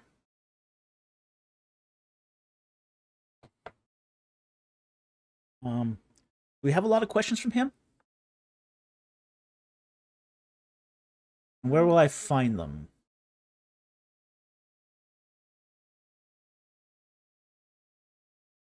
See here, I'm trying to find him.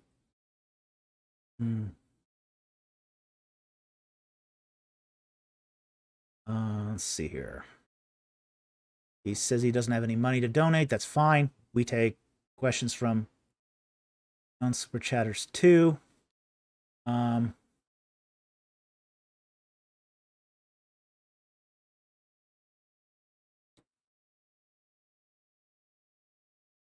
not seeing a lot of questions from him. I'm seeing comments, but I'm not seeing... Yeah, Andrew Barton, if you've got a question you want me to answer, please, first of all, put a Q and a colon in front of it. If you don't put a Q and a colon in front of it, I don't know if it's comment or not. That really needs to happen if you want me to answer anything.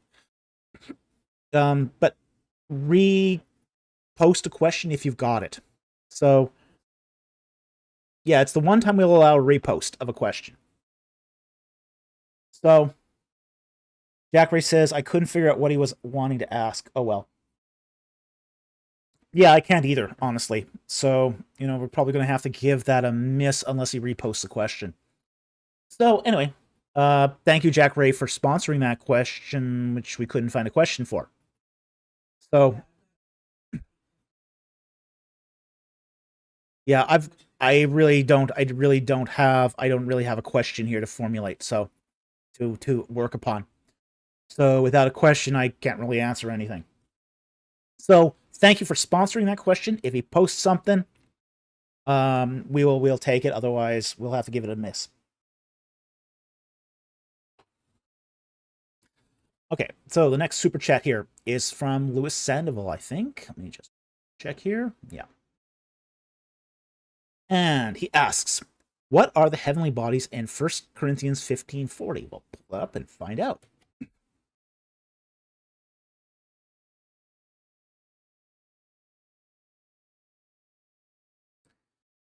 Okay, and 1 Corinthians 15, verse 40.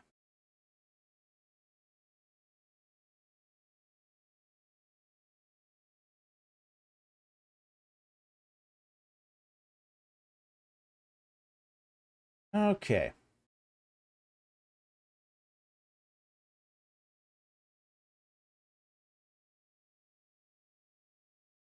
We'll probably take this from verse 36 here, just to get the context of this. You fool! That which you sow does not come to life unless it dies.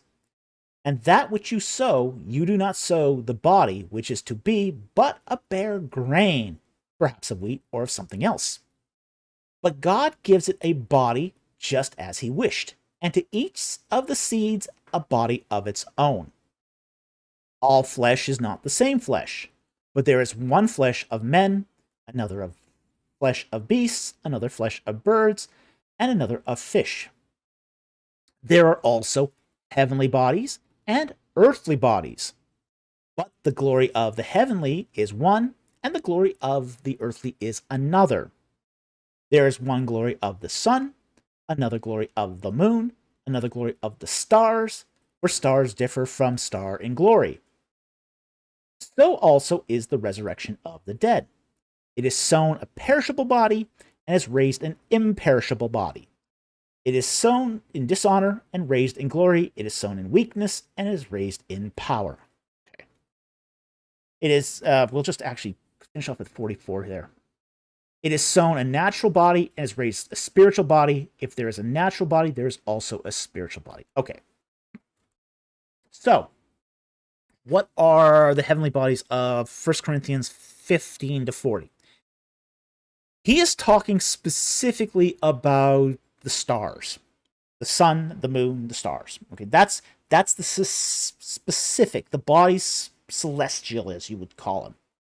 Okay, but there's also that double entendre here, that the idea that stars are not just stars, but there's also, it's a euphemism for angelic beings. So what he's doing, this is very, very typical of Pauline dialectic. Well, he'll talk about one thing and pivot to something else. So he starts talking about the celestial bodies, sun, moon, stars.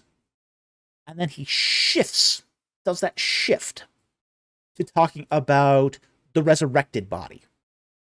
Okay? So it's very, very specific here,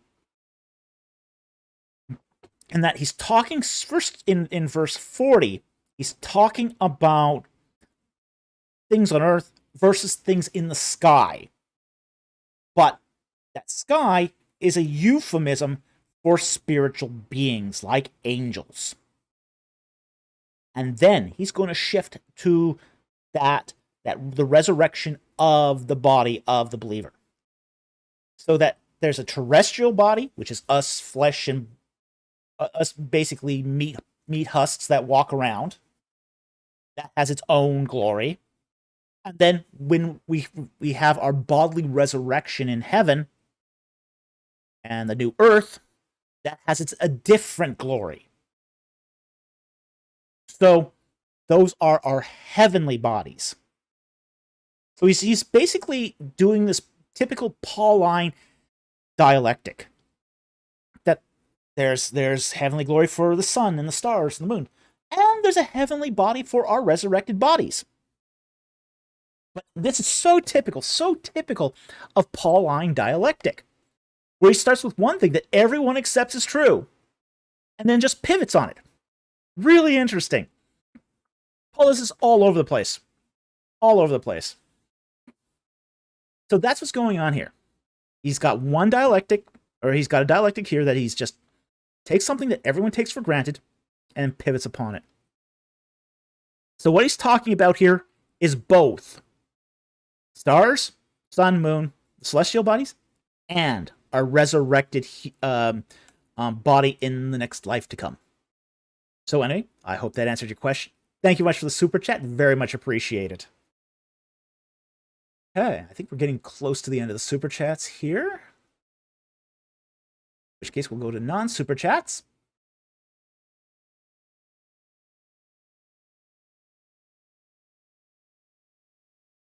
Oh, we got one here from Anson Weir from 199. Thoughts on Molinism? Okay. My thought on Molinism is I need to read more Molinas. This is one of those things.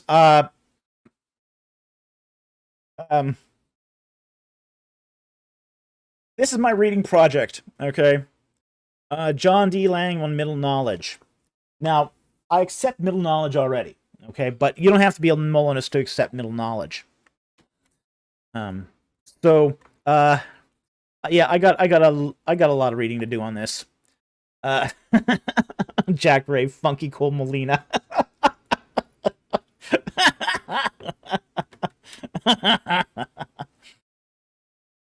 Yeah, so I haven't investigated Molinism enough to have a firm opinion on it.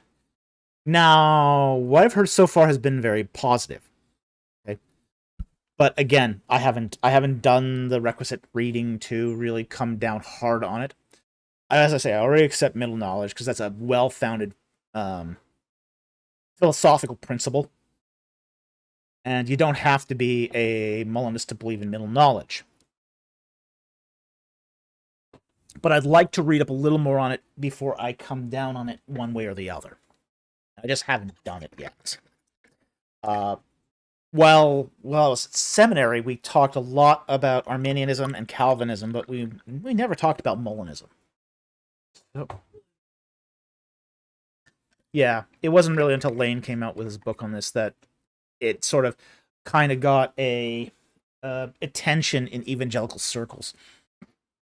So anyway, I don't have any much thoughts on Molinism in general yet. I'm kind of being reserved on this until I really do the study. So anyway, thank you very much for the super chat. Very much appreciated.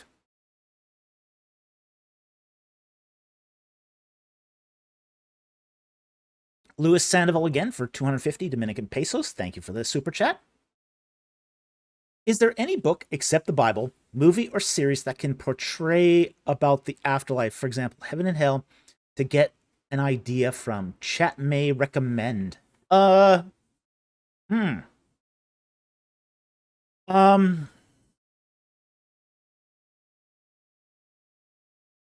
can't think of one off the top of my head that has a really great portrayal of heaven and hell. My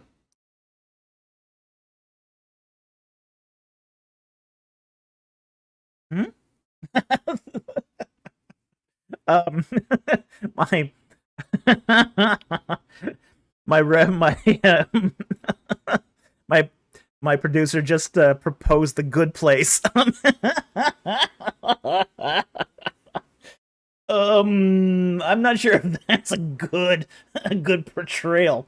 It certainly is a humorous one, but oh boy, I'm not sure. I can't think of a movie or series that really gets it right.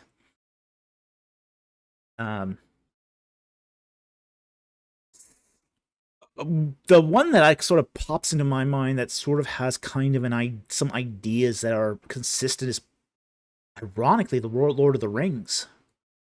Honestly, I mean, it's doesn't talk much about the afterlife, but there is some allusions to that, like the return of Gandalf from the dead.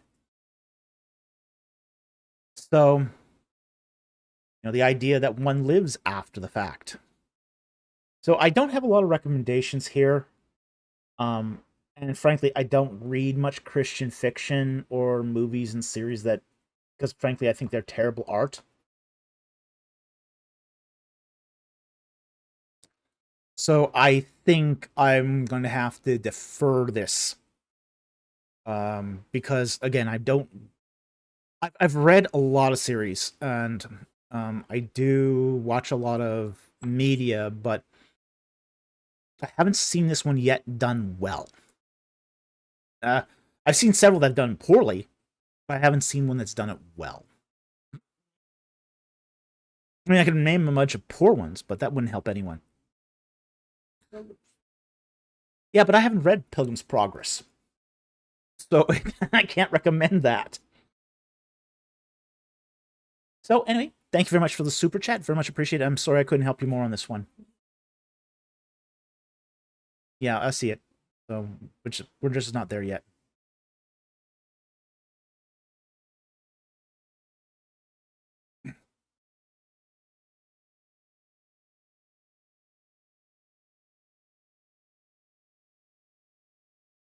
Scrolling down.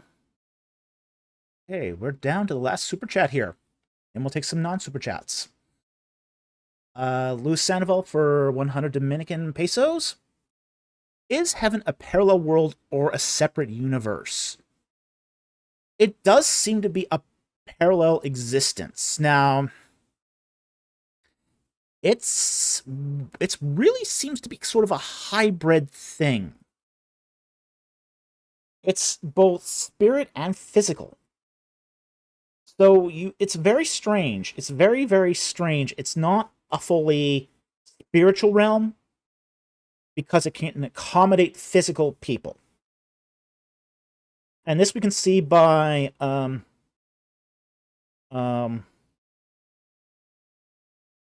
the fact that human beings can be assumed into heaven, like Elijah, like Enoch, even Jesus Christ in bodily form is assumed into heaven. So it doesn't seem to be.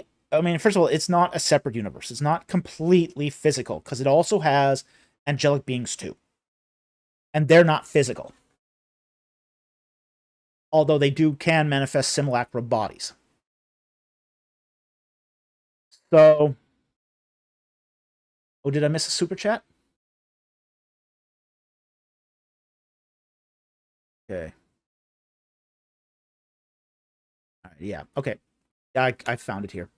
All right, we'll take that one right after. Thank you for the heads up, Lewis. So, it's a parallel existence. It's both, but it's sort of kind of in the middle ground of physical and spiritual. So it's got a foot in both worlds. So it's not completely spiritual. It's also not completely physical either.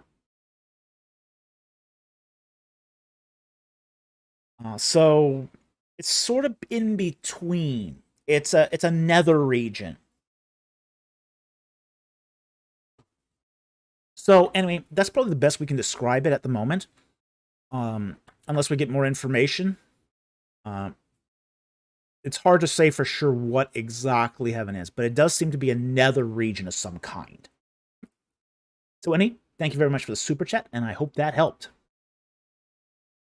Okay, next super chat here is from Algot Robertson for 20 Swedish kroner. Thank you very much for the super chat. Did judges judge priests, or was it only God? Ooh, yeah, they sometimes did. We see the judges, particularly in the Book of Judges, as sort of being these one-time leaders. They weren't one-time leaders.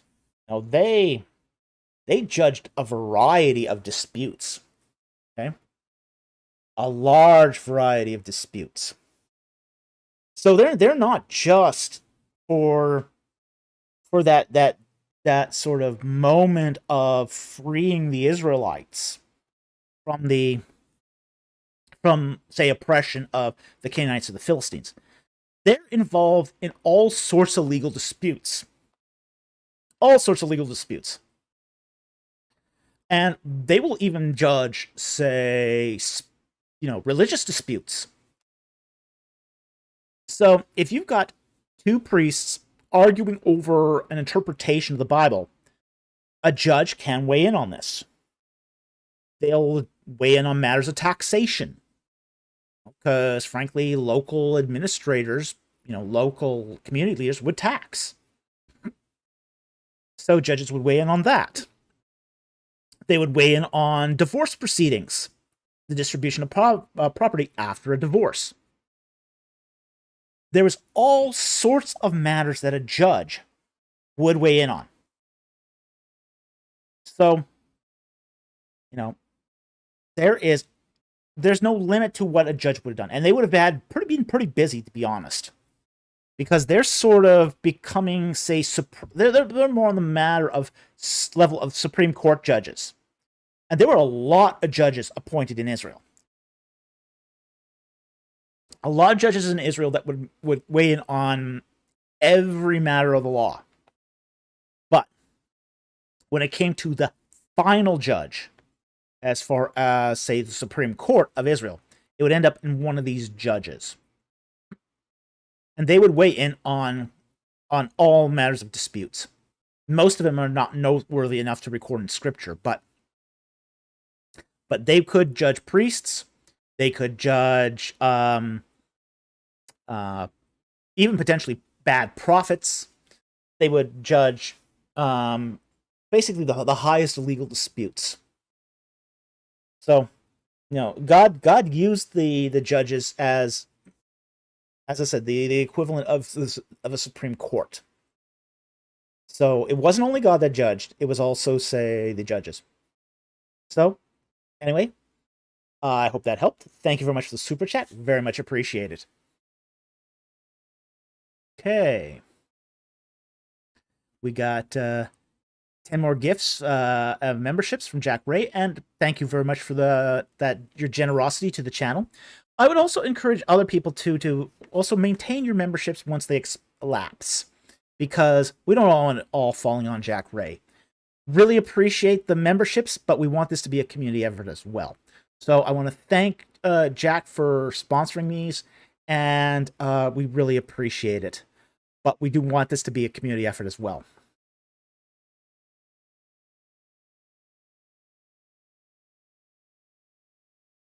Okay.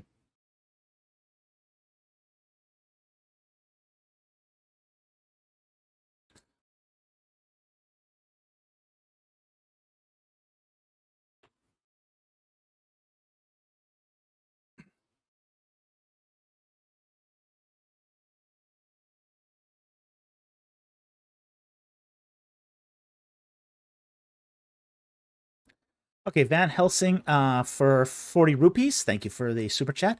What does modalism deny God of? Now, is that rephrased? 1006. 1006 here.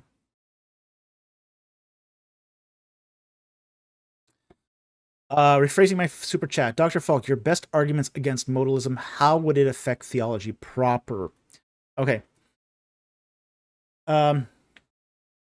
Modalism is the idea that you don't have three persons of the Trinity.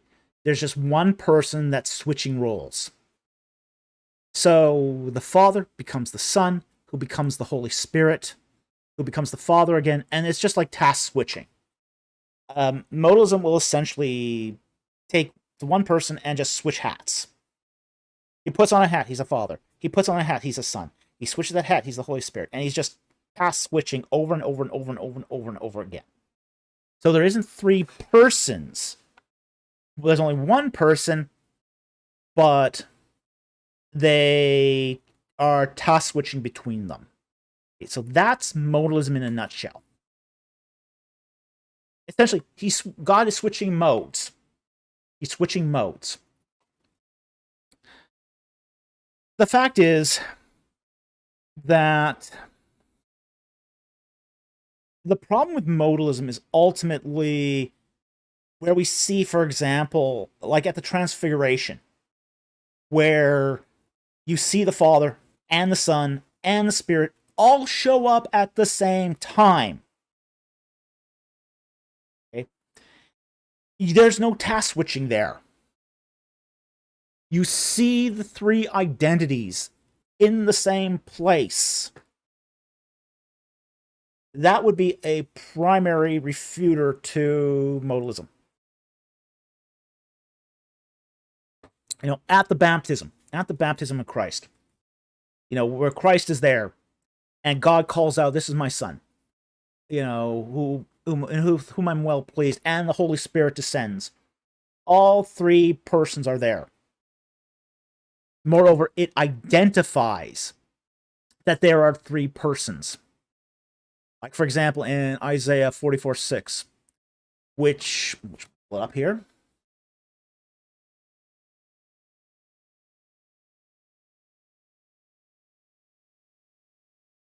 Isaiah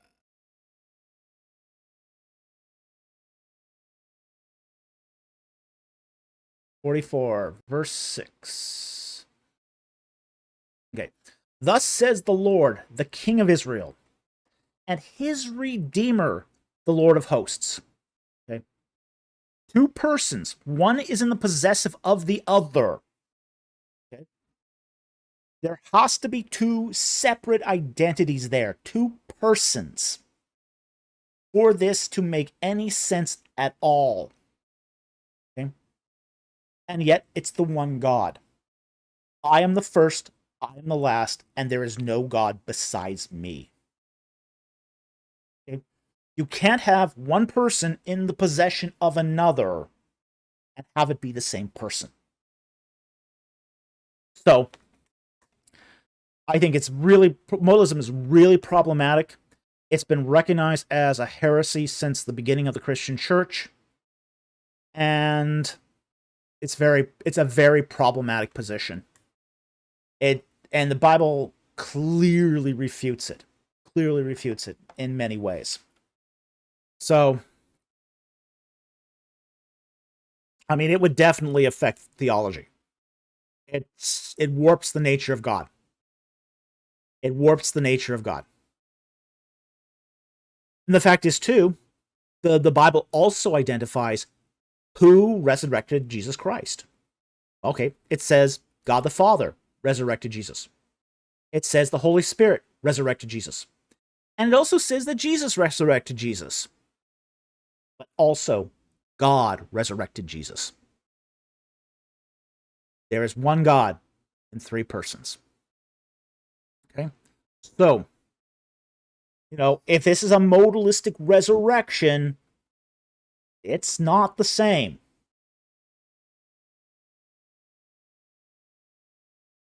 Uh-huh.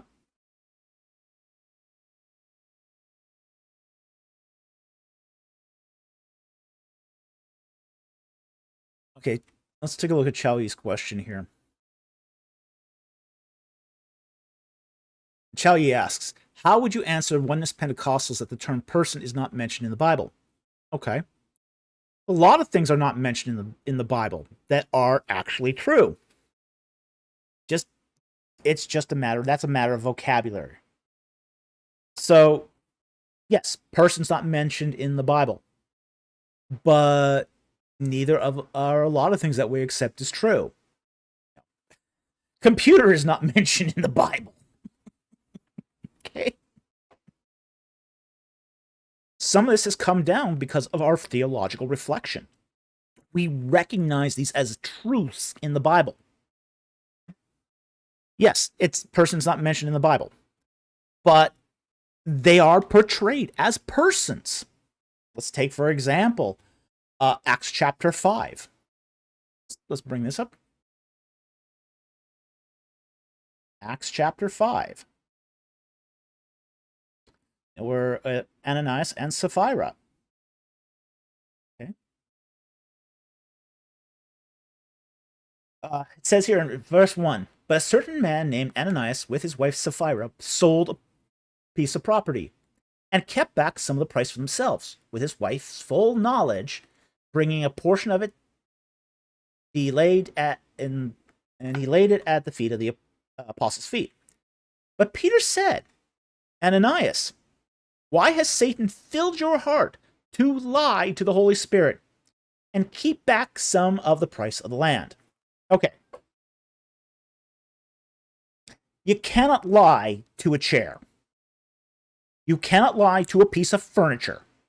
You cannot lie to a house. You cannot lie to a mountain. You cannot lie to your pet, because a pet doesn't understand what you're saying. You can only lie to a person. Okay? You cannot lie to your car. You cannot lie to your computer. You cannot lie to a cup or a saucer. You can only lie to a person. So even though the Bible doesn't mention the word person, it is treating the persons of the Trinity as persons. You can lie to, potentially, if you were alive at the time, you could have lied to Jesus Christ, because Jesus is a person. You can attempt to lie to the Holy Spirit, as in Acts 5:1 demonstrates, because the Holy Spirit is a person. You won't get away with it, but you can try.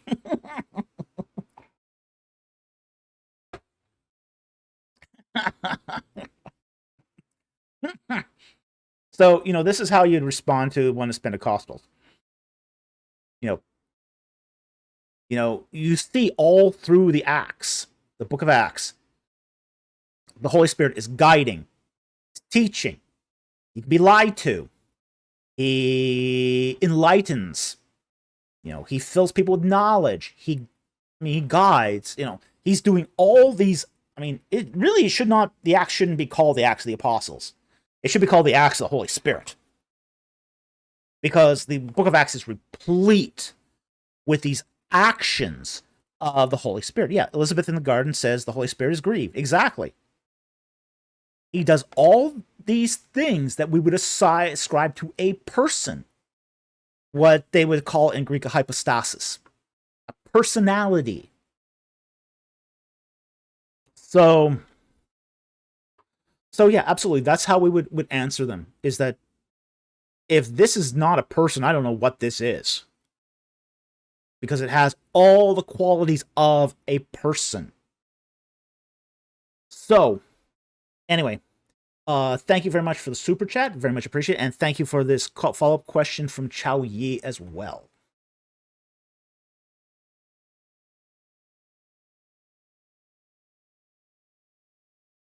The next one here.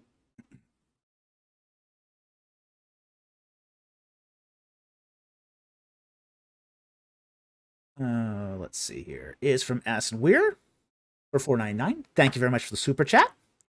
On Romans 5:12, what about the first century Jewish or Greco-Roman concept of death? Wouldn't that be more relevant than the ancient Near Eastern concept? No, not exactly. The fact is that in the case of Romans 5:12, Paul is referring back to Eden, back to the fall. So because he's referring back to the original concept, you have to take the original concept in mind, not just the Greco-Roman one. So, but to be very honest too, even the Jewish concept of death in the first century, and that's really what he's banking on here, is the Jewish concept. It's closer to the ancient Near Eastern concept than, say, the Greco-Roman one. Now, one of the things we see here about the Jewish concept is we have to remember that the Jewish concept of death is that when the body died, the spirit lingered over the body up to 3 days. Okay? On the third day, it absolutely departs. So there's this idea, even in the Jewish concept, first century Jewish concept of death, that there's a separation of body and spirit. Now, the Greco-Roman concept, even that one has a separation of body and spirit.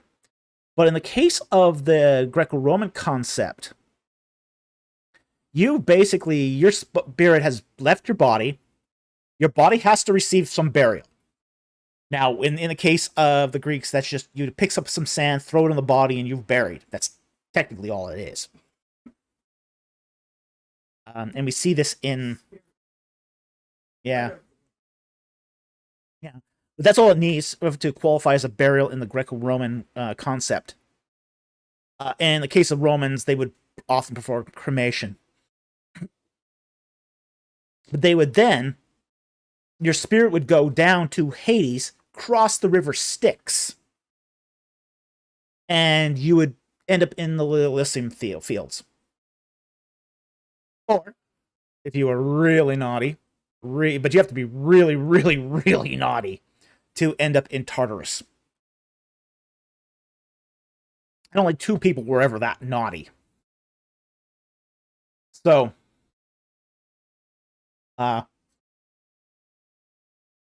so even in the Greco-Roman world, that is a separation of body and soul. Absolutely. That. But we're dealing here with a Jewish concept of death, not necessarily a Greco-Roman one. Because the Greco-Roman one is much more along the lines of, say, almost universalism. Everyone makes it to the Elysium fields in the Greco-Roman world. But... dang. For those other 2, that's not a good ending. Okay? So, I don't think the Greco-Roman worldview here would be more compelling than, say, the Jewish one. Because we are dealing here with Jewish texts. So, we have to be careful not to superimpose too much of the cultural context in where it doesn't really belong. Okay? So, anyway, thank you very much for the super chat. Very much appreciated, and I hope that helped.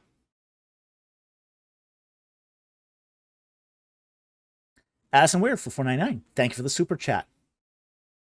Thoughts on this argument? There was no J in Greek, therefore Jesus never existed. Oh boy, yeah. Oh boy.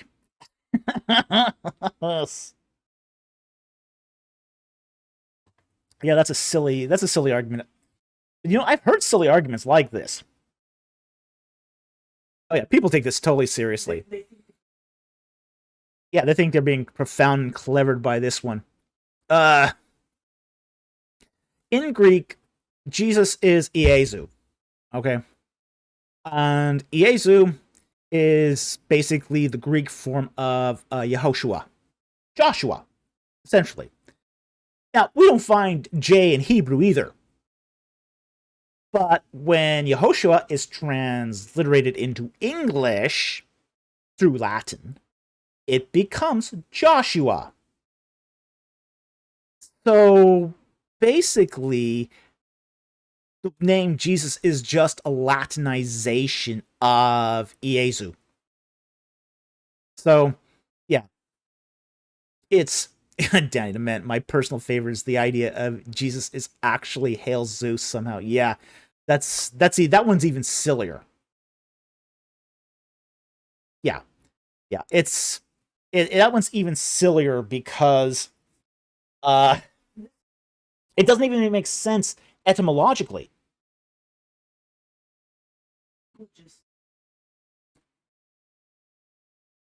Yeah, this is where knowledge of the original languages really pays off. Because E in Greek doesn't mean hail, and zoo is not Zeus. You know, because it's a Su, not a zoo. Okay. It's a sigma, not a Zion or zeta. So it's just crazy. I mean, this is a crazy argument, but you hear it all the time. You absolutely hear this all the time, even though it makes no sense at all.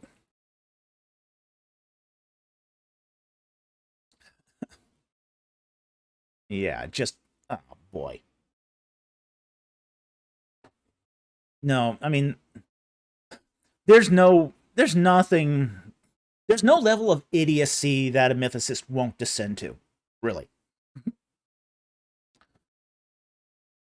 Take this one. Hey Zeus, get a job. Yeah, but yeah, it's the sort of mythicist idiocy that just sort of only finds traction on the internet. You won't find it in any academic documents. You know, people who are serious scholars don't take this seriously. It's only those mythicist numbskulls that give this any warrant at all. So anyway, uh, thank you for that super chat. Very much appreciated. But yeah, Addison, yeah, this is just it's just crazy. This is just sort of this isn't a serious argument. It's not a serious argument.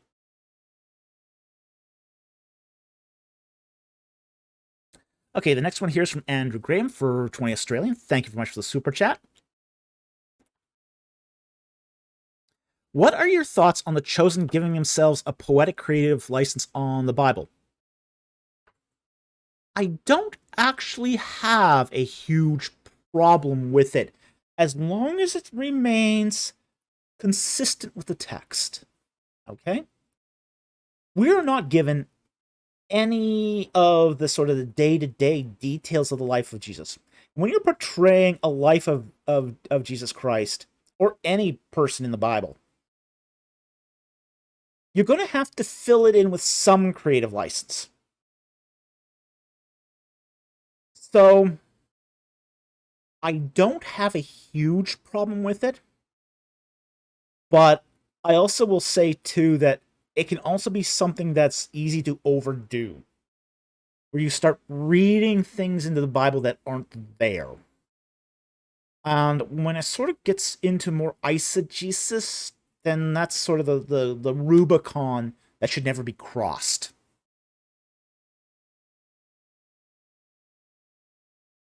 Yeah. Yeah, there is that too. My producer brings up too that in watching it on the TV, many will take their creative license as the gospel because they haven't read the text. So it's a fine line. It's a fine line. They are. I mean, it doesn't matter which adaptation of the Bible, televised adaptation you use, whether it's the Chosen or the Book of John, or even the Passion of Christ. There is going to be some creative license involved. It's inevitable because you have to. You're taking a book and you are transforming it. You are adapting it to a televised visual account. So some creative license is inevitable. You can't do a wooden literal interpretation of the Bible on the big screen. It's impossible. It can't be done because you're converting one media, a written media, to a visual media. So it's more going to be a question of when does that creative license go too far?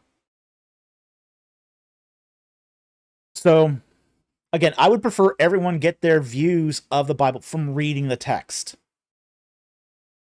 But I know everyone's not going to read the text.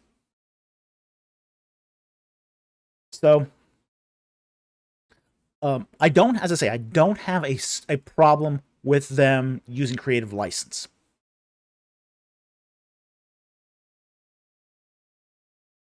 That's a good comment, actual. Where is it? 10 what? 1027.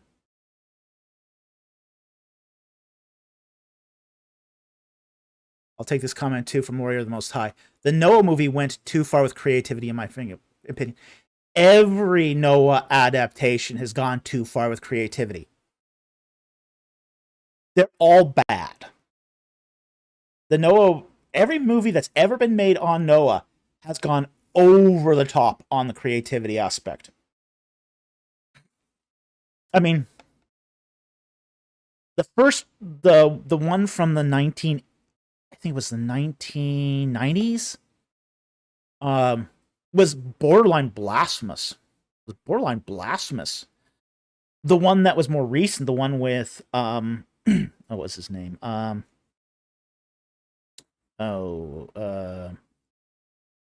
Anthony Hopkins. I mean, that was essentially the Lord of the Rings without hobbits. I mean, that Noah movie was so close to the Lord of the Rings. I mean, they even used visual effects from the same studio. And you could see that. I mean, you didn't have tree ants, but you had Nephilim. You didn't have Gandalf, you had a Methuselah. You had magic. The only thing that Noah movie didn't have was hobbits. It would have been a great adaptation of the Lord of the Rings. Terrible adaptation of Noah. Well, yeah, if you had the hobbits, you wouldn't have needed the flood. So, yeah. So there's a lot of movies that will use creative license and use it really effectively. There's a comment down here by Elizabeth in the Garden that I'm going to take. I think she makes a great point here. She says, I like Ben-Hur best for creative license. Excellent example. There's an example of creative license done well. In the case of Ben-Hur, it's not telling you the story of Jesus Christ, but it is referring to the story of Jesus Christ. The creative license is in the life of Ben-Hur. And that's fine. That's perfectly acceptable.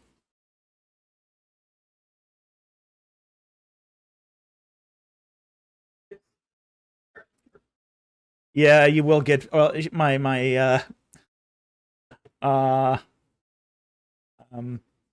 will get elders who swear that Ben-Hur was a real biblical character, but he wasn't. By the way, the name Ben-Hur actually comes out of the book of Exodus. Son of Hur. Hur was a real person. So there is actually a real biblical character called Ben-Hur, but he is alive, during the Exodus, not the the son of Hur is actually Bezalel. So he's son of Hur. So yeah, son of Horus, warrior of the Most High, son of Horus. Exactly. That's exactly where it comes from. Hur is an Egyptian name. It's Horus. So, but the movie Ben-Hur was a great use of creative license.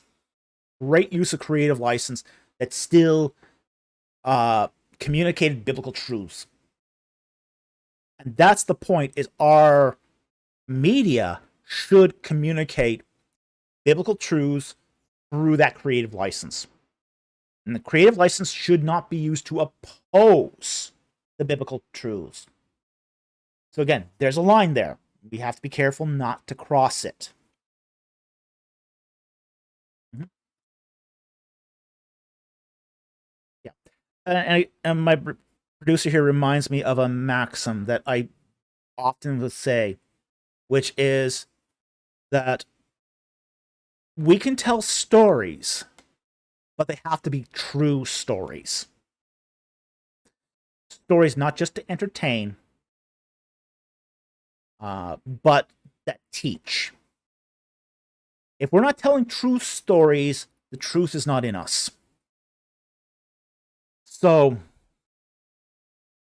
So yeah, I think there's a responsibility here for Christian creators to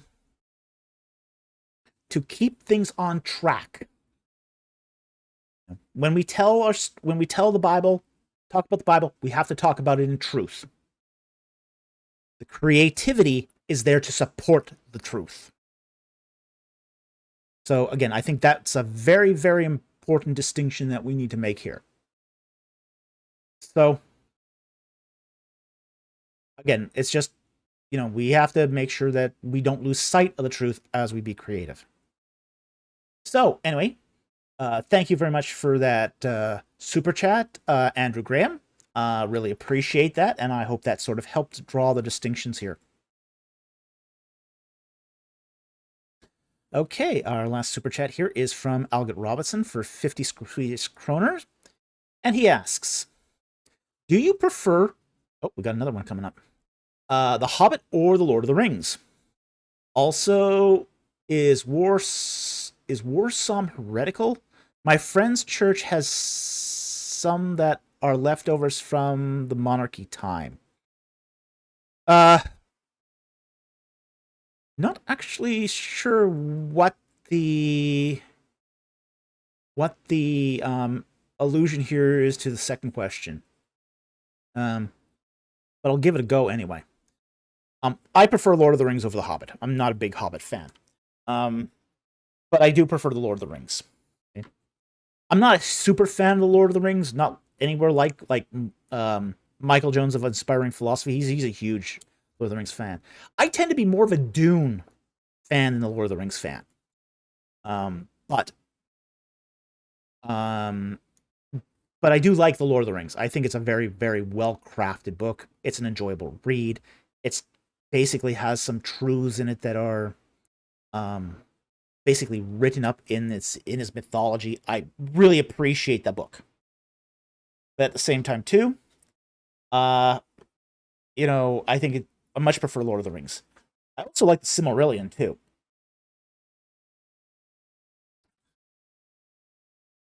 I like the prehistory of the Lord of the Rings. I think there's some very interesting prehistory there as well.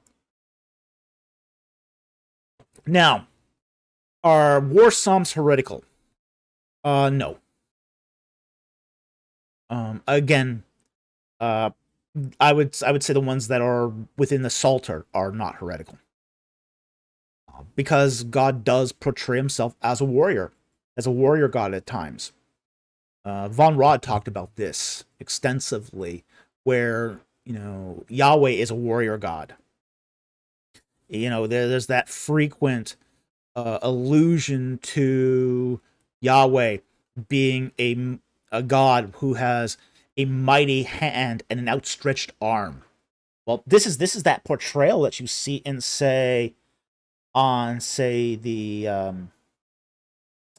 pylons of Egyptian in Egypt, where the king of Egypt is portrayed with an outstretched arm holding the head of an enemy and a mighty hand holding a mace.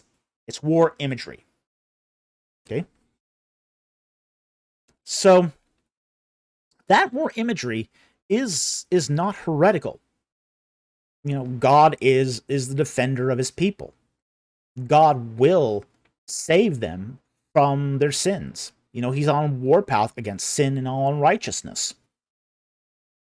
So there is that imagery that we do find in the biblical texts. So it's not just that they're leftovers from the time of the monarchy. They're universal.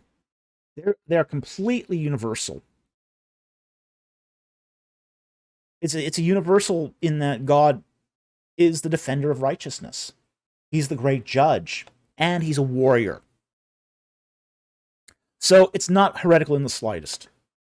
So anyway, thank you very much for the super chat. Very much appreciate it, and I hope that helped.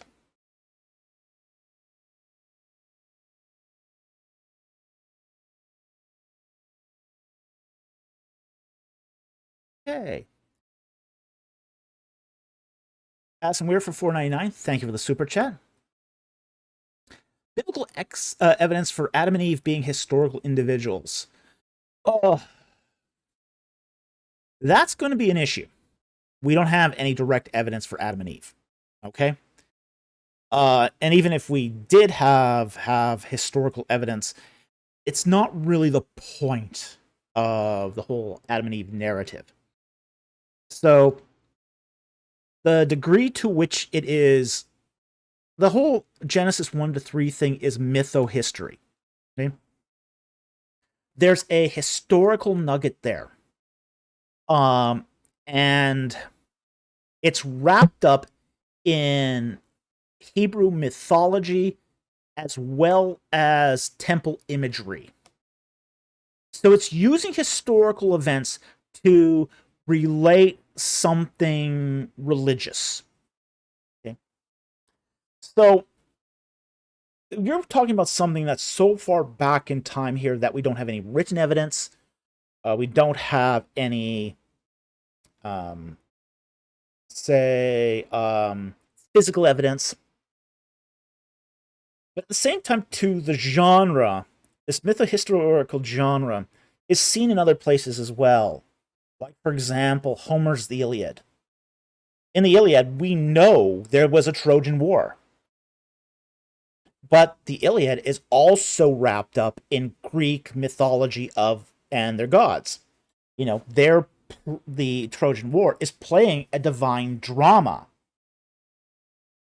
The stage of that divine drama is in the court of the gods. So, in the case of, say, Adam and Eve, there's a divine drama happening there too.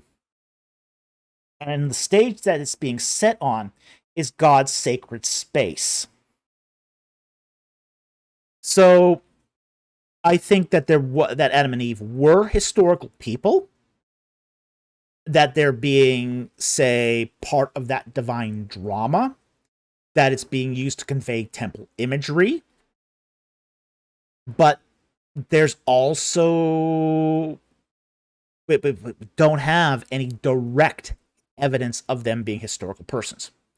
And that's probably going to be true of most of the people, say, prior to, say, Terah. You know, Terah is basically the oldest concrete figure we have in the Old Testament for which we have historical evidence. Before Terah, we have nothing for any of the patriarchs. So, at that point, you sort of have to rely then on, say, faith that the text is recording some sort of history.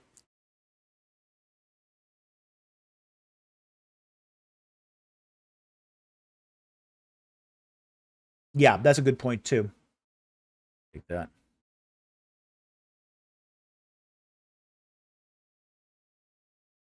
Yeah, Darkblade says here, in my position, they weren't historical, but they still existed. They lived before recorded history, making them prehistoric by definition. Yeah, that's pretty much it. Yeah, you're not going to find historical recordings of them. Period. This is all happening before recorded history. And that makes them by definition prehistoric.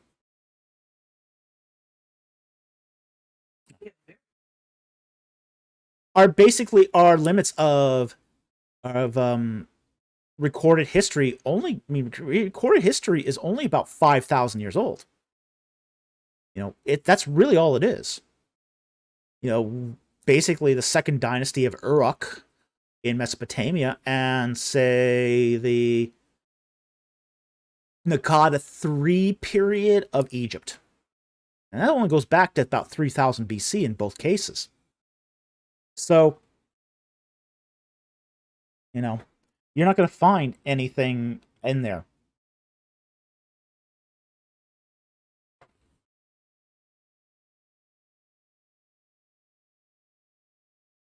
Well, I mean, Addison, Addison responds here that he was referring to biblical evidence, though. But even in the biblical evidence, there isn't a whole lot. Now, the Bible does treat Adam and Eve like a real people. Okay, they're not treating them like mythological people. They're treating them as basically clan identities. You know, there's a chain of people going on here. Now, though, that chain is in clans, which is why the ages are largely expanded. But it's still, treating them like they're individuals, like they're progenitors of each clan. So, you're just not going to find huge amounts of corroborating evidence for that. Even in turn, they didn't need it. Yeah, they didn't need corroborating evidence. Adam and Eve are a starting point. They're progenitors. So that's why that's why you're not going to find corroborating evidence. It just isn't going to be there. Because it's the beginning of things. So anyway, I hope that helped. Thank you very much for the super chat. I really appreciate it. Alrighty. I think that's the last super chat there. We'll now go on to some non-super chats. First ones here are... Okay. Let's go.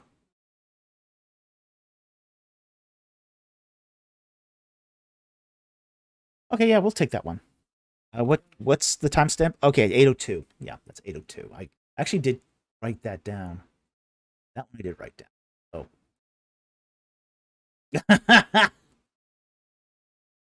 Oh, Addison.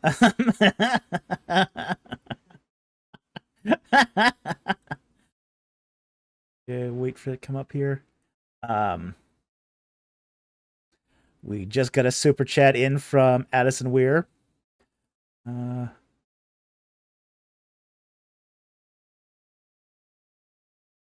And he says, no, it's not. I guess it's not the final super chat. Well, that's fine. Thank you for that super chat.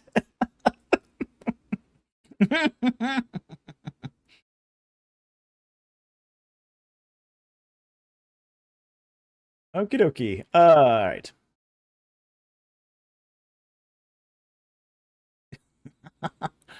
Gonna go and take that non-super chat first, and then we'll come back to Jack Ray here. 8:02.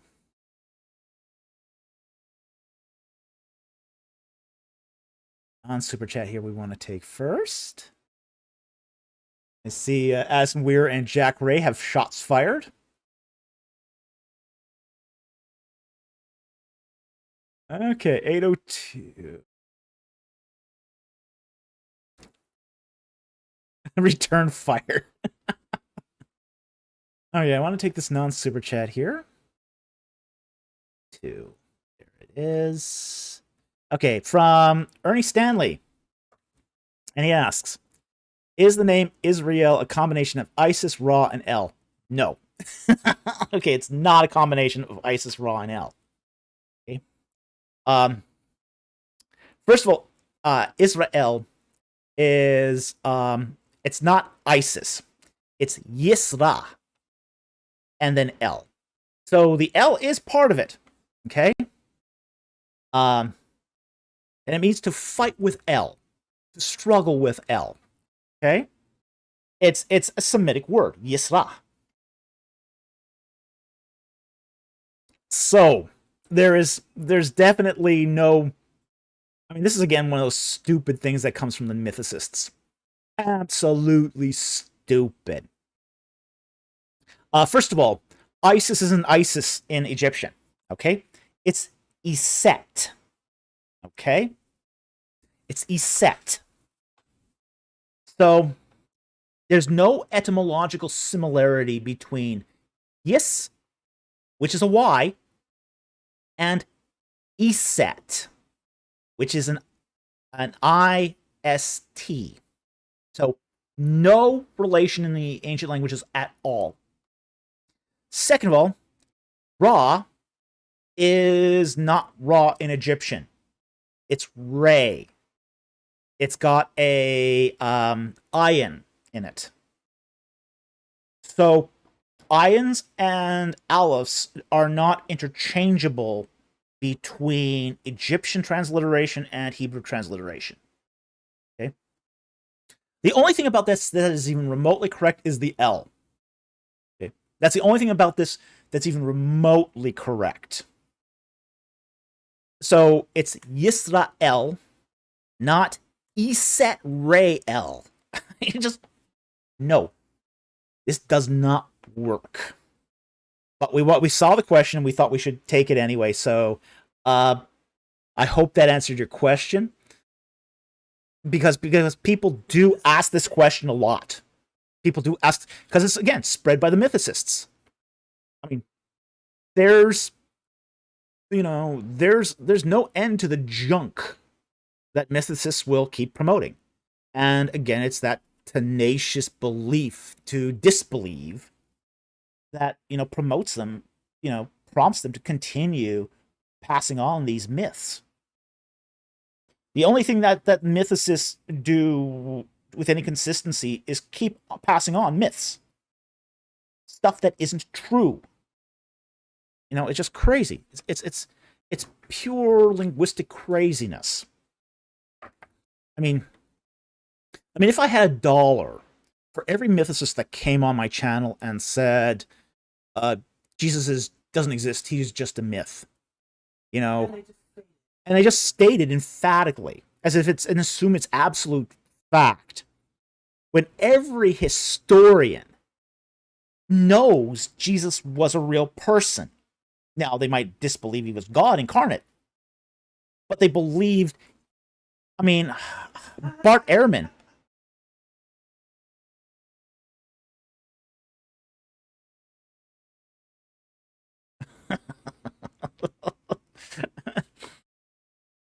But, when Bart Ehrman has to come out and tell the atheist community, stop passing around this garbage that Jesus didn't exist because it's making you look stupid. When Bart Ehrman has to do this, and they ignore him to continue on with the crap, it boggles the mind. I've seen Bart Ehrman say this. Stop with the Jesus mythicist stuff. No historian believes Jesus was just a myth. Okay? When you got a guy, Bart Ehrman is a vehement atheist. He's a die-in-the-wool atheist. And if he's telling you to cut it out, maybe you should listen to him. Don't listen to me. Listen to him. So, but this combination of Isis, Ra, and El is one of those sort of mythicist pieces of garbage that just keeps floating around. It's got no basis in etymology, and it's just silliness. Just silliness. So anyway, thank you very much for the question. Really appreciate the question. Now, we have got a super chat war going on here. So we'll catch up with that. Okay, we got that one. Jack Ray says, maybe it is the last super chat. Addison Weir says, maybe it isn't. Jack Ray says, volley fire. AJ History Gamer for $5. Thank you for the super chat. So this is where the fun begins, and so begins the super chat wars. Addison Weir for $1.99. Nuclear bomb. Well, that's more like a tactical. A $1.99 super chat is a tactical nuke. Leave the strategic nukes for the big super chats. Jack Ray for $2. Fire for effect. Addison Weir for $1.99. God. BC for $2. Australian. Boy, we got a lot of them. Sponsoring question from BuzzFeed. Okay. So let's find that question here.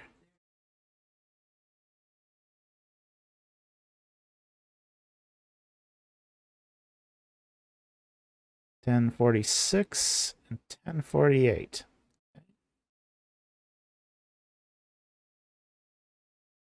All right, let's take a look at them here.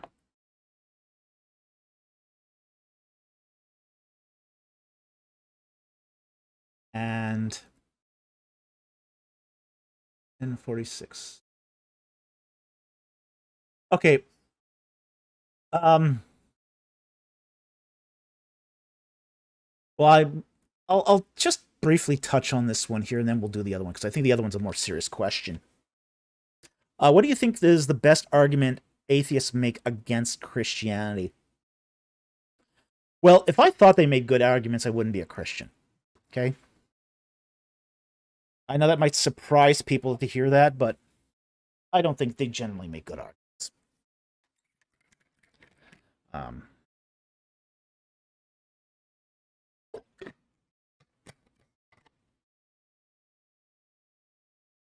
I don't think they make excellent arguments. So it's hard for me to determine what's kind of like a barrel of rotten apples and asking you to pick out the best one. Well, they're all rotten.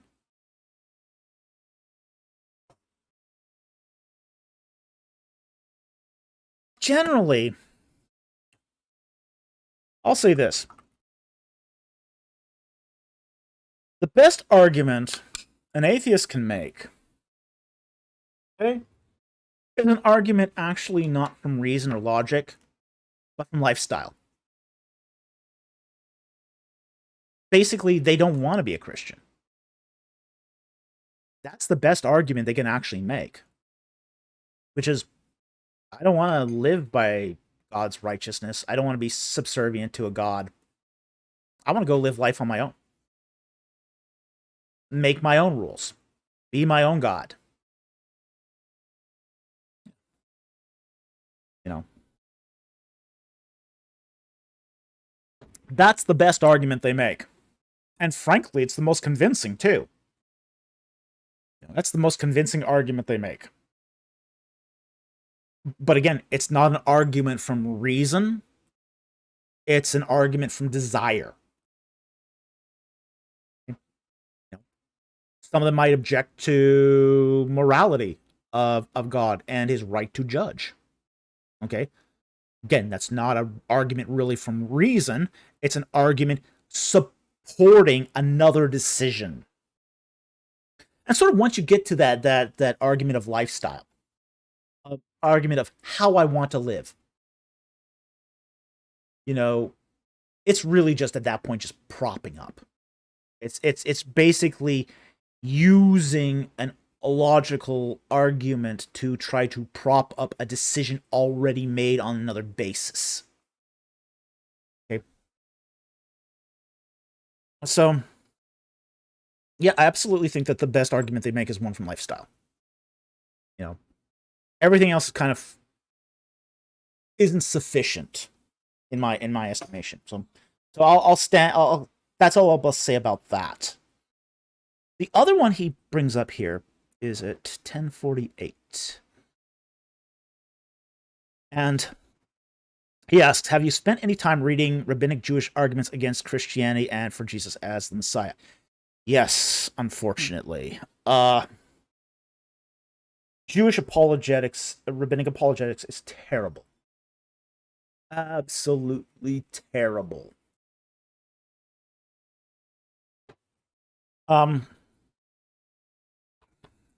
I've mentioned this before that I have family members that will use these arguments sometimes. And boy, a lot of it comes down to two things. It comes down to most of these arguments come down to two things. One is that, well, a Jewish, taking on Jesus as the Messiah is a betrayal of your Jewish heritage. That's the first argument. And that's an argument from emotion. But you see it frequently. Okay? Oh, you've become a Buddhist? Fantastic! You've become a Hindu? Great! New Ager? Wonderful. Christian? You've betrayed your heritage. And the idea is that because there was bad blood between Jews and Christians for so long, including persecutions, and I don't think anyone's going to deny that Jesus therefore could not be the Messiah. You can't take Jesus as Messiah without betraying your Jewish heritage. Well, that doesn't mean Jesus isn't the Messiah. It just means that you've got Christians out there behaving badly. But that's an argument from emotion. Okay? The other argument you will see that's more germane is that Jesus can't be the Messiah for X reason. Okay? Now, I've heard it said that from one of the Jewish, because neither of Christ's lineages is from the line of David, when they are demonstrably from the line of David. Okay, so I've seen that used. Hey, W to the fifth power's in the live stream tonight, so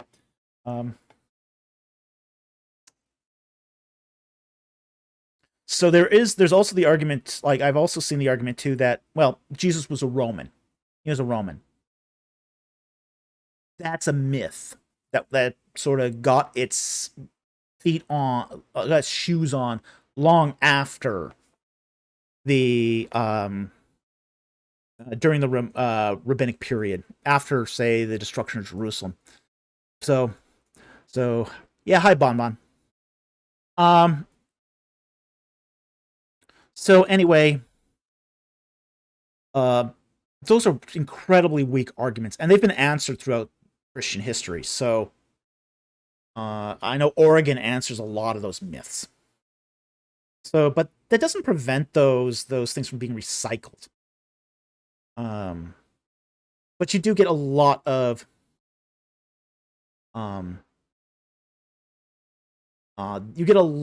these sort of, how do I say it?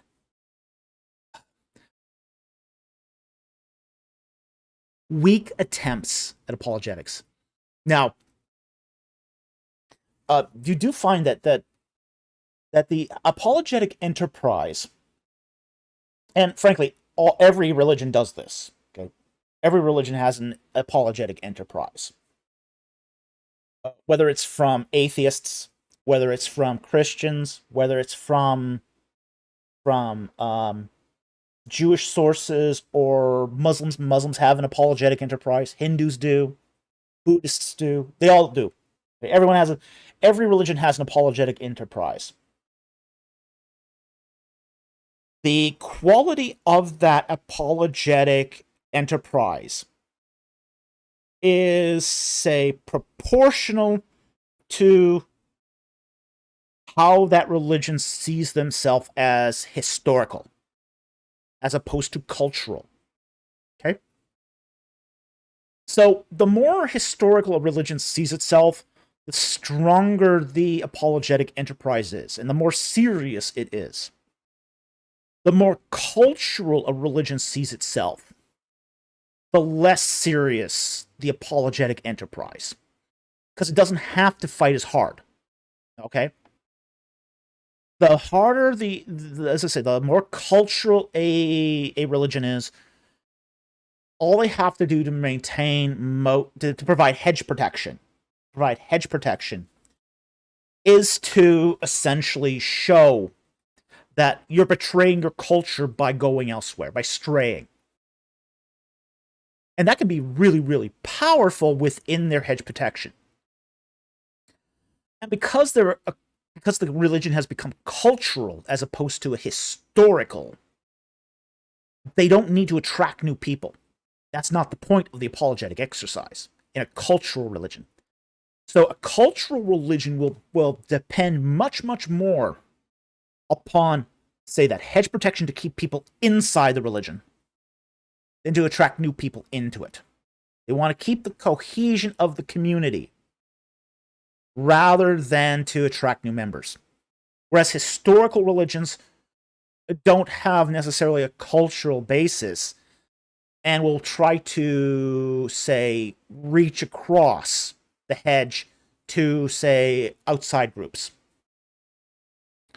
So, this is why you find, say, I would say the atheistic apologetic to be a lot stronger than, say, Jewish rabbinic apologetics.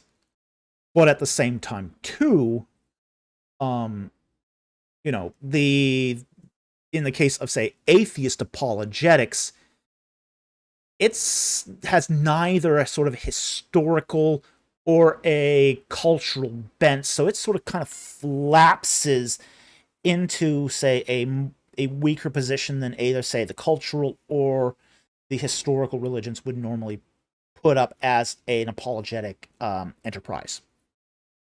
So, anyway, I think that, again, I've engaged these arguments many times, and I'm just, each one is just like, I'm not buying it, man.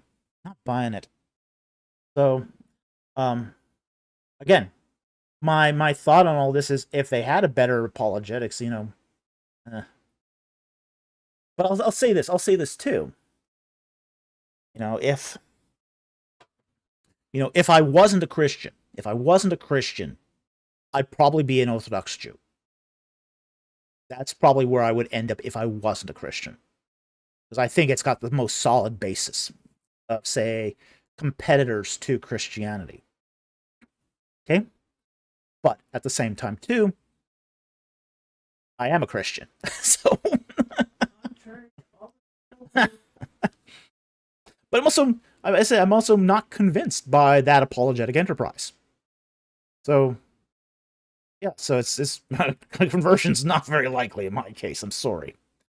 I've seen too much shenanigans with the apologetics.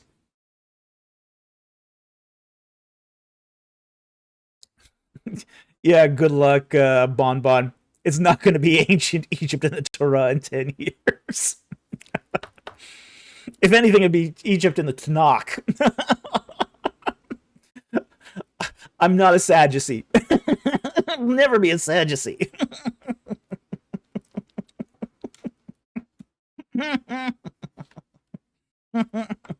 So anyway, thank you for that question, BuzzFeed. Great question.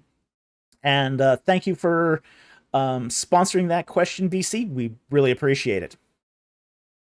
Okay. And as far as the we have another shot fire from Jack Ray for $2. And he says adjust fire. And then we got the war continuing on, like Addison Weir here for $4.99. God already snapped you out of existence like Thanos. Okay. Jack Ray for $2. Shift from known point, left 100, add 50, down 5. That sounds like target ranging if I've ever seen it. Thinking your battleship, yeah. Addison Weir for $1.99. I win. Jack Ray for $2. Polar direction 500, distance 250. Andrew Graham for $10 Australian. Not to be outgunned. Wow, that is a good gun. Nice fire. Nice shot. Okay, so that's the end of the super chats here in the super chat war. Let's get back to... And Andrew Graham wins, apparently. So, let's get back here to the non-super chats. There, and we'll get back up here.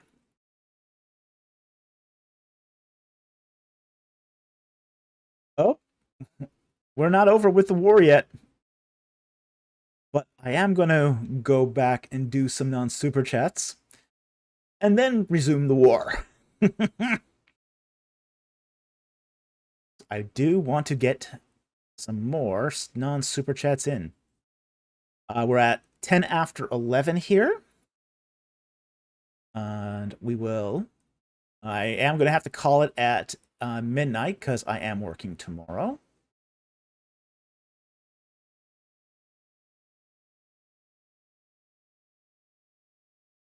Ooh, alrighty. Where's it? 9:04? Okay.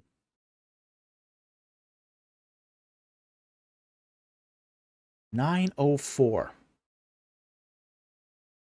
I'll get that one. That does sound like an interesting question, doesn't it? So, okay, Harry Stark asked a really interesting question here. What is the psychology of apostasy?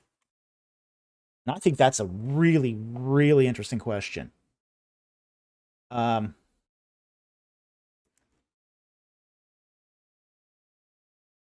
Okay, now, we're not talking here about atheism. We're talking about apostasy. Apostasy is falling away.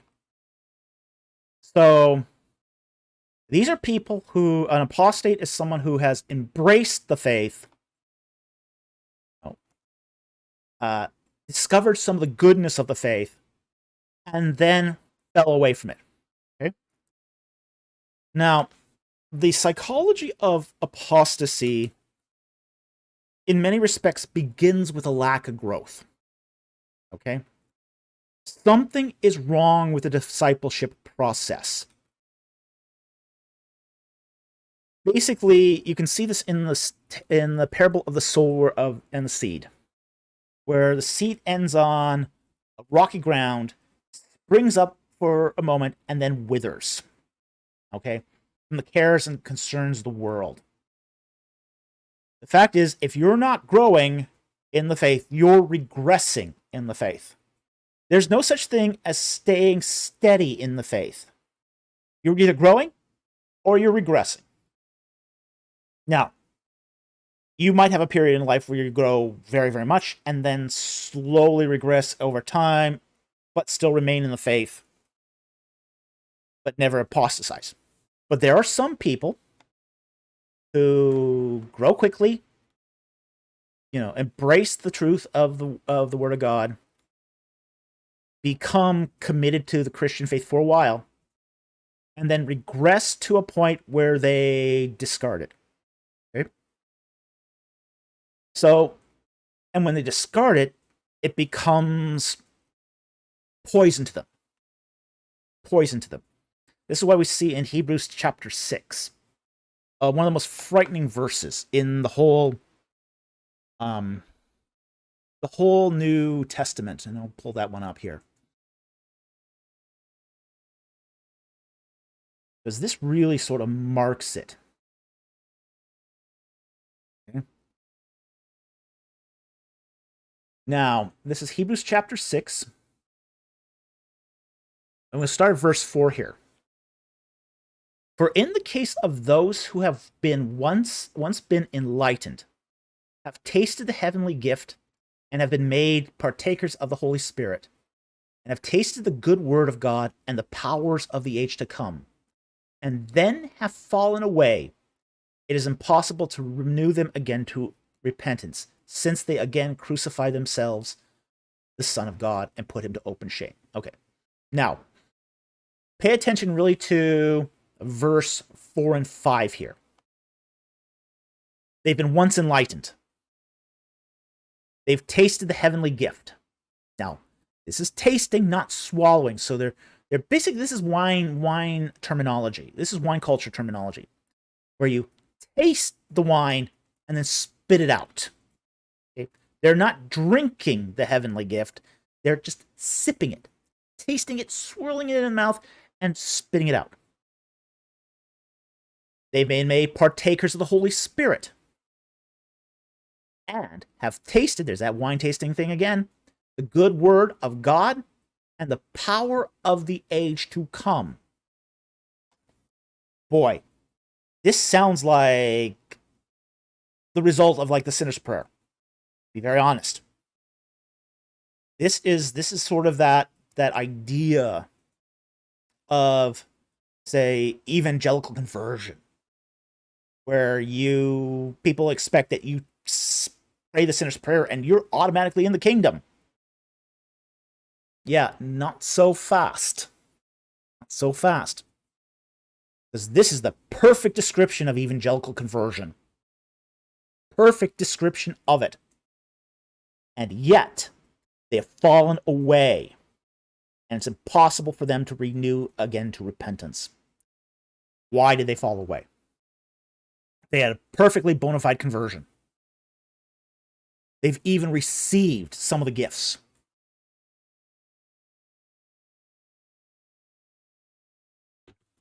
The fact is, they didn't grow.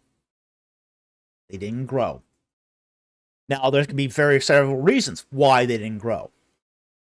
Okay? There's not one reason why they didn't grow, but the fact is they didn't grow. They might not have grown because they were part of a church that has a black and white hermeneutic. Like you see a lot of this in fundamentalism, where they're basically fundamentalists are taught there's only one reading of scripture, only one bona fide, legitimate reading, and it's a wooden literal one, unless it's not. In which case, you have an ad hoc hermeneutic. So all it takes is that one wooden literal reading to be defeated, and what happens then is the psychology kicks in. They don't give up the hermeneutic. They just change basically their opinion, pivot on the hermeneutic. Like, for example, this often happens where, say, a guy like Aaron Ra will, tell a young Earth creationist, American young Earth creationists, he'll disprove their view of creation. That wooden literal reading of Genesis 1. And they'll just flip. They'll just flip on a dime.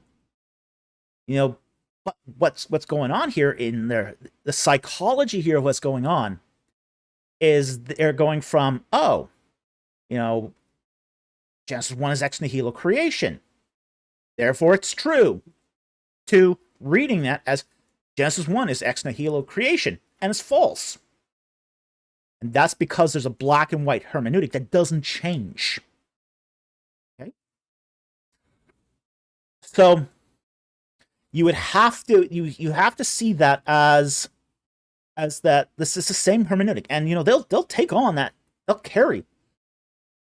Even as they sort of do the process of deconstruction, they will withdraw from, say, okay, they'll go from going to a fundamentalist church to spend probably a small amount of time in a liberal denomination, because a liberal denomination won't offer much of a challenge. And that liberal denomination, they'll still end up reading things wooden literally, even if those around them in the liberal denomination reject that. Because they know no other way to read it. So then they see that liberal Christianity offers them, or progressive Christianity, offers them no viable alternatives within the mental framework of that black and white thinking. So then they finally retreat out of progressive Christianity into full atheism. And at that point, they're still thinking in that black and white hermeneutic. But now they're just using that hermeneutic in a different way. So that's the psychology of apostasy. It begins with regress. And the way they're thinking doesn't change. Thinking for the apostate doesn't change. It's just being sort of backed out upon. And ultimately, that's how we get apostates. Is they start with that black and white thinking, or that lack of growth in the Christian faith, and they just sort of let it slide. They let their development slide, and it may not even be them. It may be the fact that they're in a church that does no discipleship. We really have to, we do really have to consider that we have to pay more attention to our discipleship process. Essentially, we're not discipling people. I mean, this has always been a problem with the American church, and it doesn't matter which denomination it is. This is universal. It doesn't matter if it's fundamentalist, evangelical, Catholic, Eastern Orthodox, we're not paying attention to our discipleship. Okay? We're not paying attention to it. We're just assuming that once people come to our church, they're being discipled. That's not discipleship. All right. And I think we have to go here to, I believe it's the end of, is it the end of Matthew? It's the end of Matthew where we find the Great Commission, and go there and we'll just read this. All right, because I think this is really important here. Okay, verse 19, the Great Commission. And Christ says to his disciples, "Go therefore and make disciples of all nations, baptizing them in the name of the Father and the Son and the Holy Spirit, teaching them to observe all that I commanded you. And lo, I'm always with you even until the end of the age." Okay. Make a disciple. What's a disciple? It's a disciplined follower. That's what a disciple is a disciplined follower. The disciples are made. They don't just grow naturally. They're made. You have to make them. It's the command here is not to baptize. It's to make disciples. Baptism comes with it. Okay? Not saying baptism is important, but the primary command is to go and make disciples. Okay? That's the primary command, and that's the command we are failing at.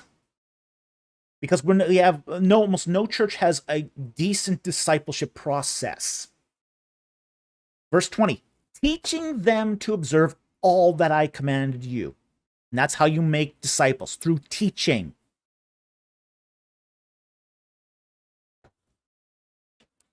So, this is how we grow disciples, is through proper teaching ministry. And if we are not doing that, we're failing at the discipleship process. Pure and simple. So that's what I think is part of the process here of discipleship.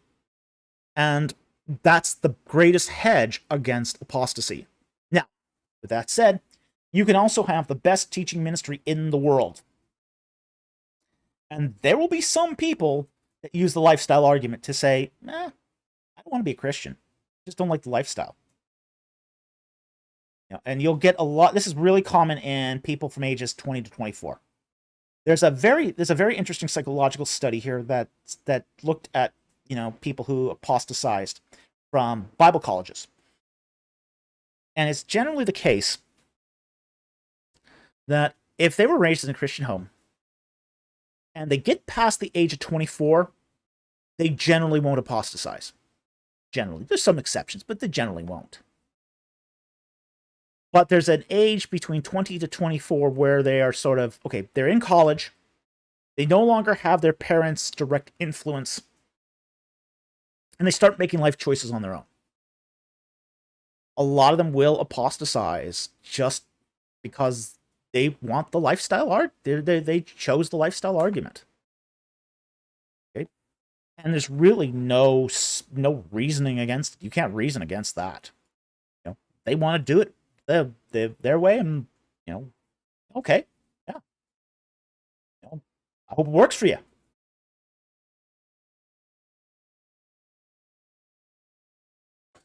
Okay, so anyway, well, thank you very much for the question. I hope that helped, and very much appreciate it.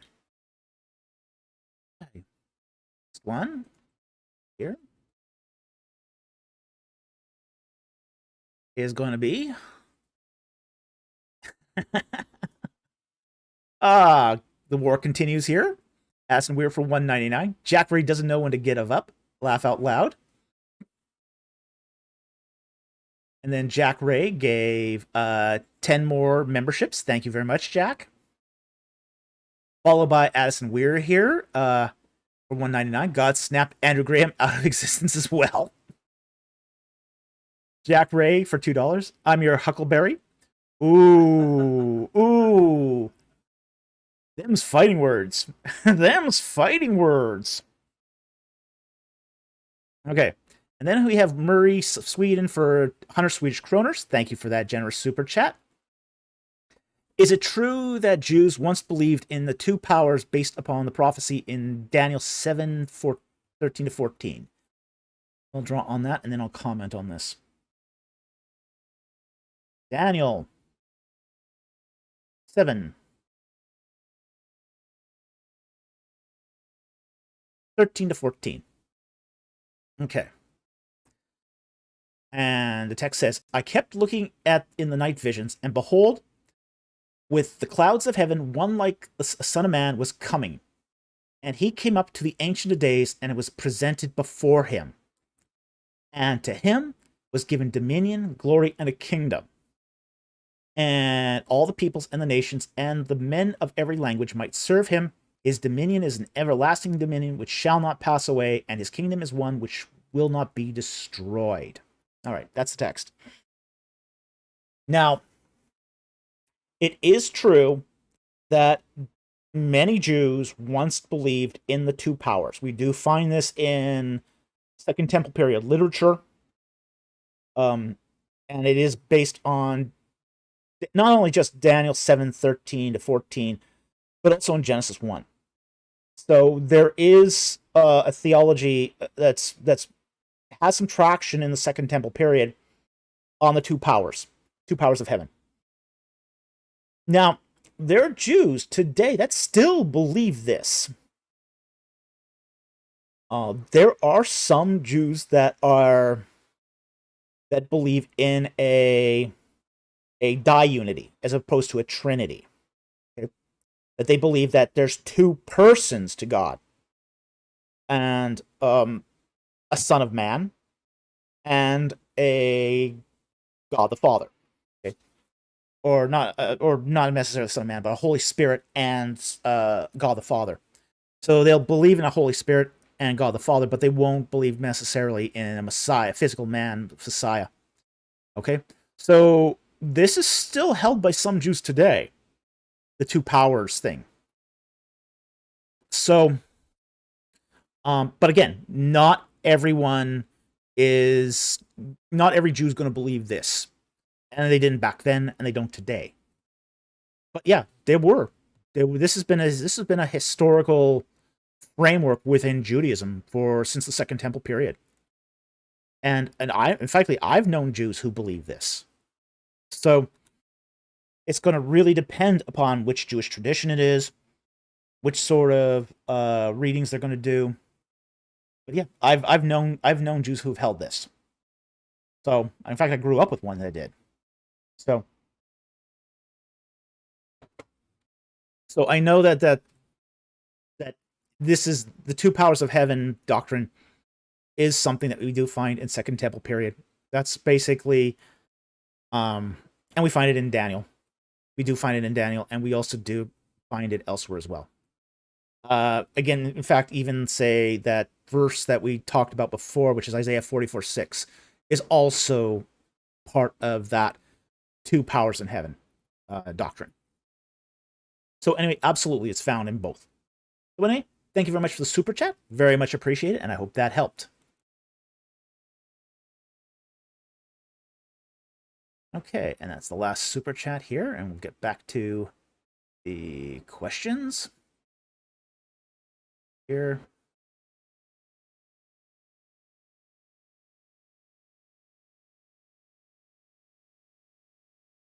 Go up to the beginning here. Oh. Oh, Addison.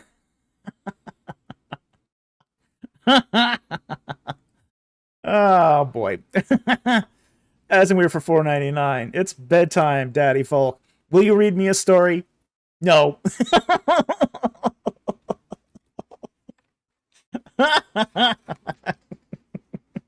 You've gotten a lot of stories today. I mean, it's only half an hour. I want to get some non-super chats in. But I really do appreciate the super chat, and I do really appreciate your support of the channel. I'm so grateful. Even if you do start a super chat war in my live chat here. which Jack Ray just won up for $2. I see what you did there. Awesome. Thank you very much for the super chat. Okay. More questions. More questions. I mean, this is the $1 million question episode after all, so we are going to take more questions.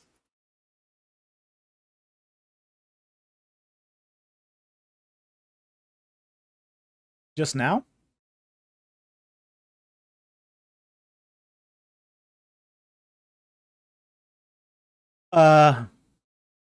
Is that Bane Ray's at 11:28? Okay, so Bane Ray asks, how much controversy is there within Christianity over the identity of the angel of the Lord? What is the significance of him going up with the offering in Judges 13:20? Okay, that's two questions. We'll take the last one first, and we'll talk about the controversy. So,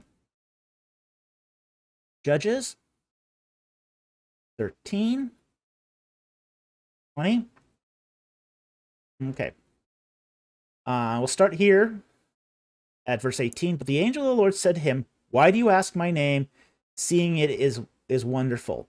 So Manoah took the kid with the grain offering and offered it on a rock to the Lord, and he performed wonders while Manoah and his wife looked on. For it came about when the flame went up from the altar toward heaven that the angel of the Lord ascended in the flame of the altar. When Manoah and his wife saw this, they fell on their faces to the ground. Now the angel of the Lord appeared no more to Manoah or his wife.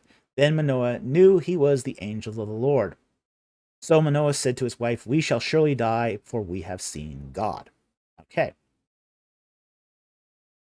Now, the whole idea here is that when we touched upon this earlier,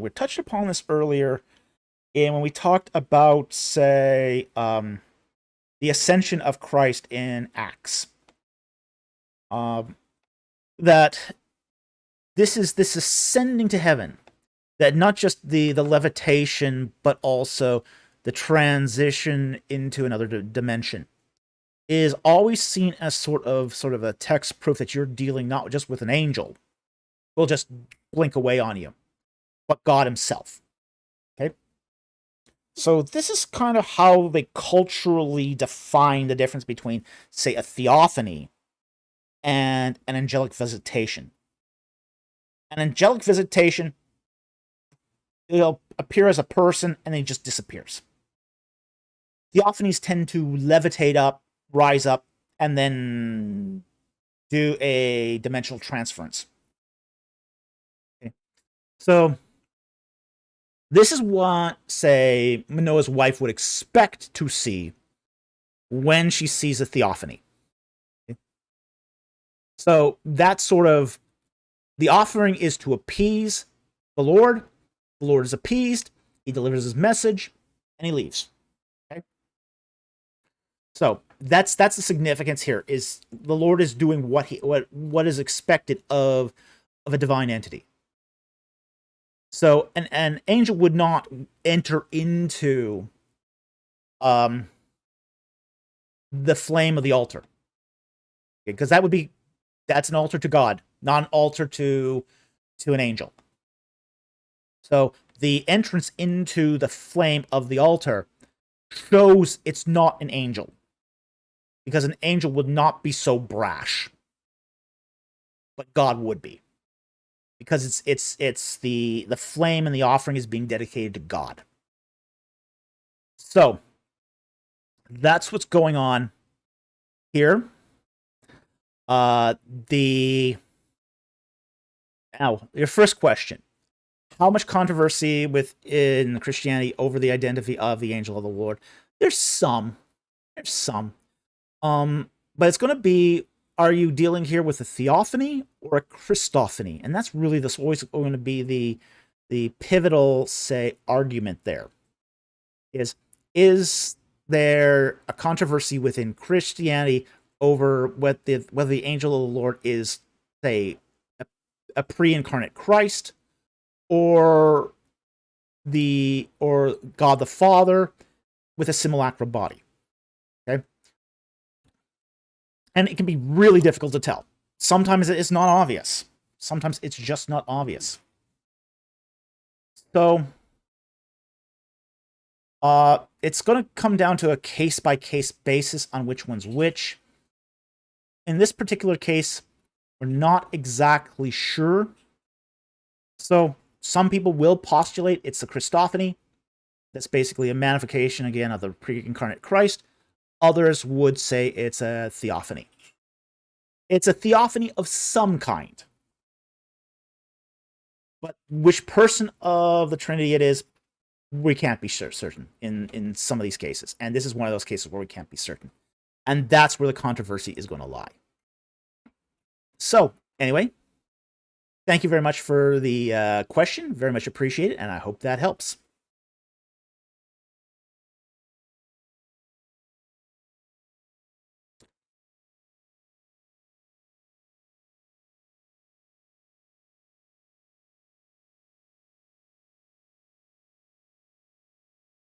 All right, I'm going to look for another non-super chat here.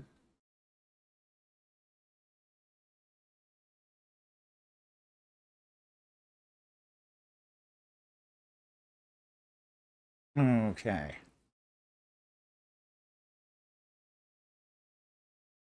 All right, Bon. I'll take it. Put that down. All right. Bon asks, how would you refute my argument that if we accept testimony as an epistemological standard, we can use testimonies of resurrection magic to doubt the claim that Jesus is resurrection, therefore he's divine? Well, that'd be pretty easy to prove. Start resurrecting people using resurrection magic. If that works for you.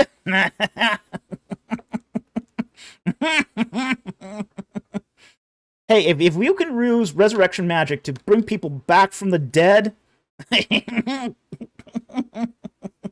Oh, do I? Do I misunderstand? Look, here's the thing. Okay.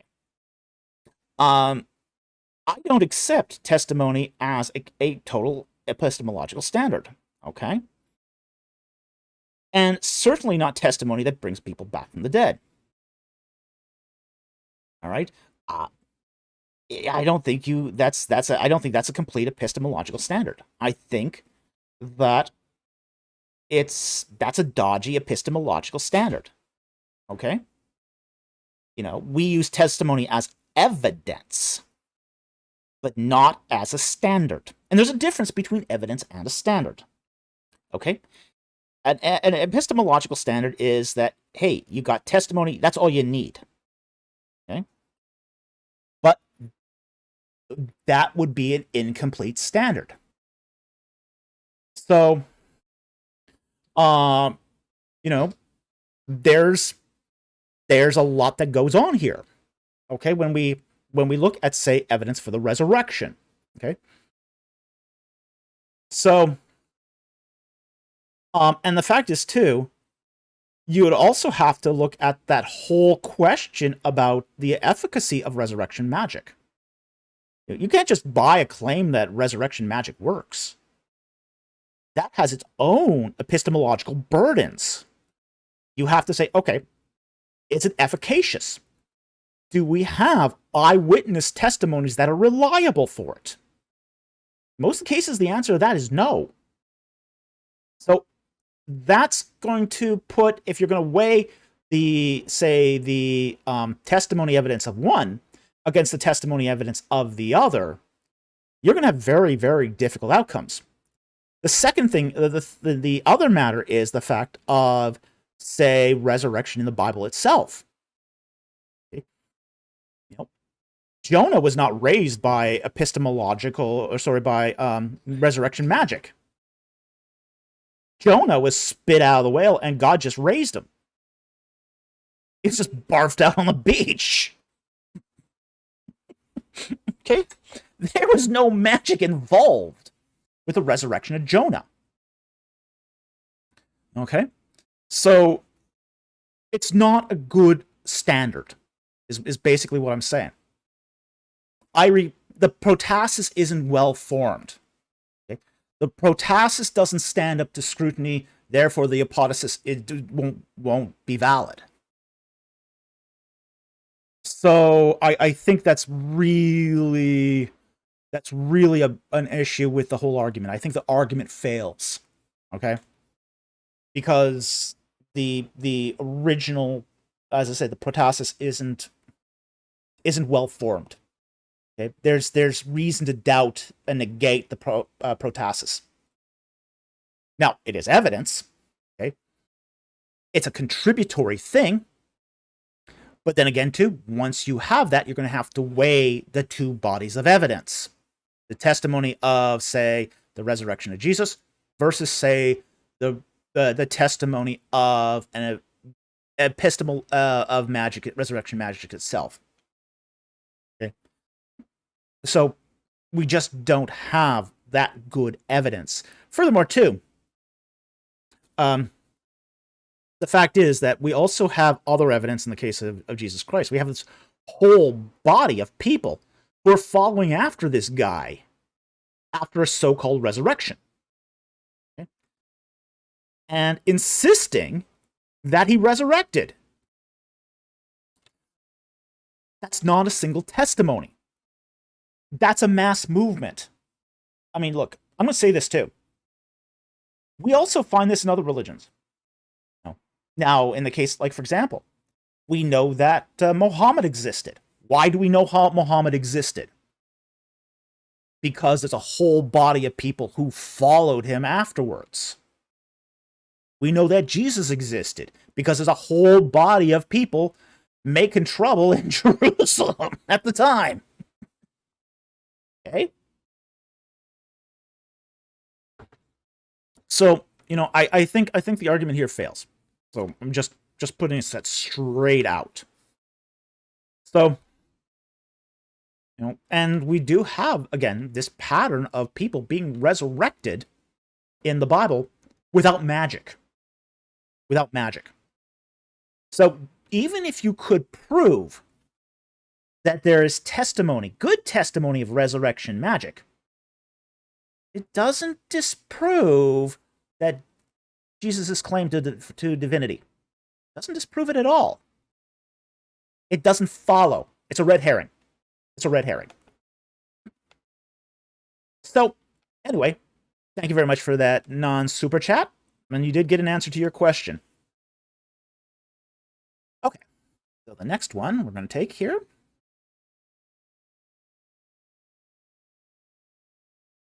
is going to be...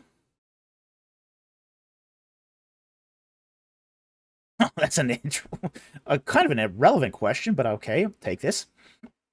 Darkblade, what is your personal experience with the use of the metric and imperial systems in your country? Canada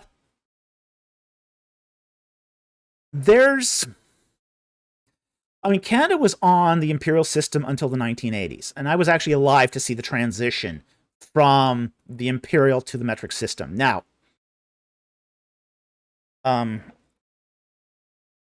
some imperial systems are still used in the country, but everything has been personally standardized to the metric system in Canada, for the most part.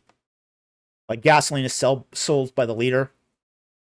Things are sold by milliliters. Temperature is done in Celsius instead of Fahrenheit. However, that doesn't prevent some of us older folks from still using the imperial system. I use the imperial system still when it comes to temperature. I find the gradations for the Fahrenheit system to be better for gauging what the weather's going to be like outside than the metric system. So, I've got... I don't have a big problem with them. If I'm doing any scientific work, though, I'll use the metric system every time. Just because it's better suited for doing STEM type work.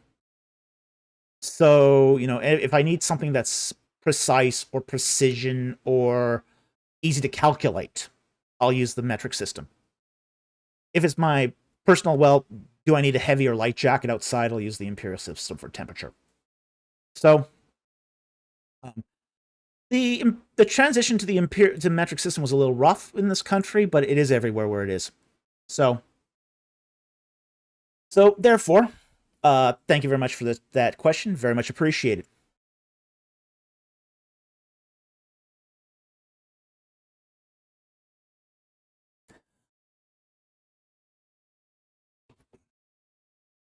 So let's see, find another one here.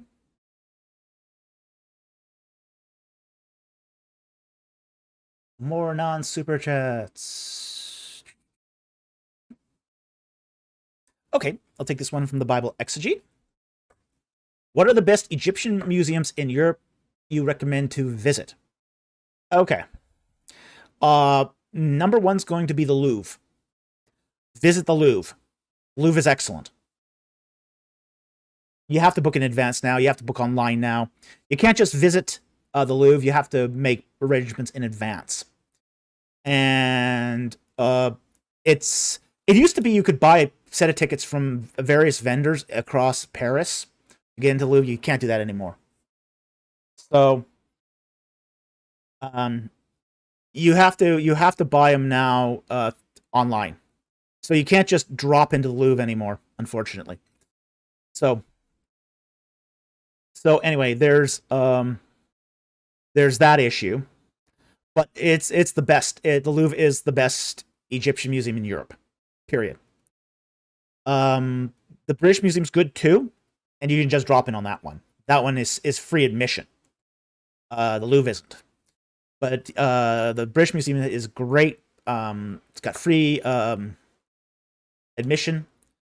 There's also some decent some smaller ones too that are okay. Turin has a pretty good museum as far as I know, but I haven't been there myself, so I can't say for sure. But those are the two I would really recommend in Europe. The Louvre and the British Museum.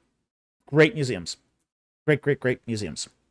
So anyway, thank you for that question. Very much appreciated.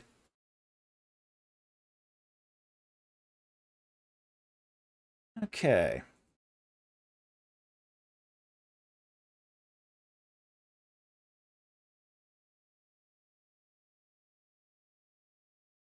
Okay, so we'll take a couple more non-super chats. We're rounding out the hour here. And we're going to end at midnight because I gotta go to work tomorrow. So.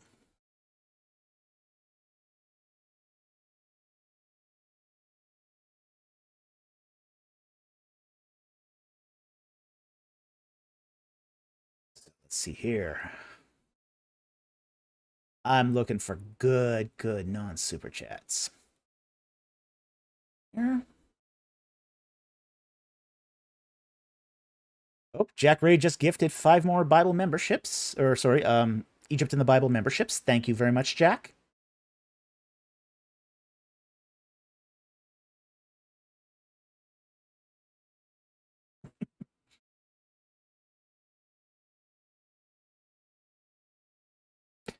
Okay, this one from Bonbon.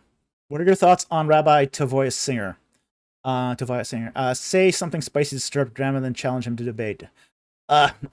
Okay. I'm not convinced by his arguments. I haven't watched a lot of them either, but the few I haven't been terribly convinced by. I will say this though, I don't challenge people to debates. I don't get into the whole debate me, bro. It's just a waste of time. I've always had that feeling about debates. I've done a few debates in my time. I just hate them so much. And the reason why I hate debates that much is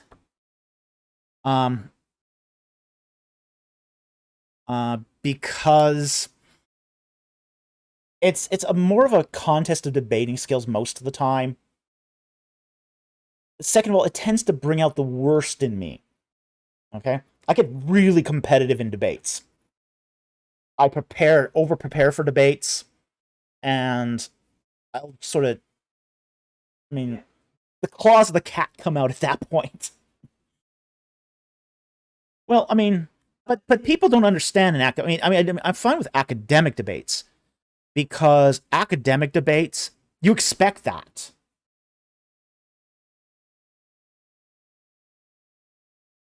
Yeah, and in academic debates, you are debating evidence. And you're debating evidence, you're debating arguments. It's not as much a contest of personality as it is engaging the data. And you have to know that both sides have to be equally matched to know the data. So I don't like debates for that reason. Because you often find that those who are trying to stir up the debate or want the debate don't have that same expertise often.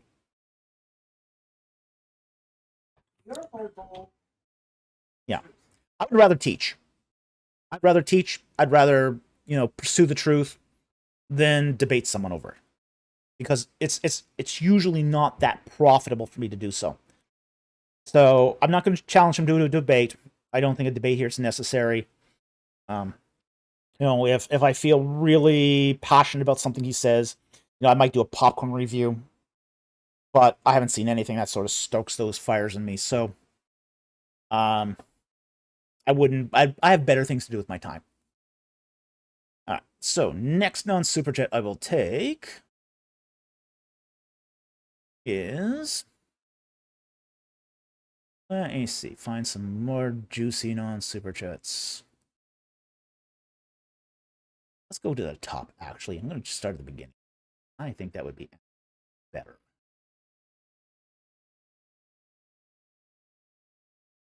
And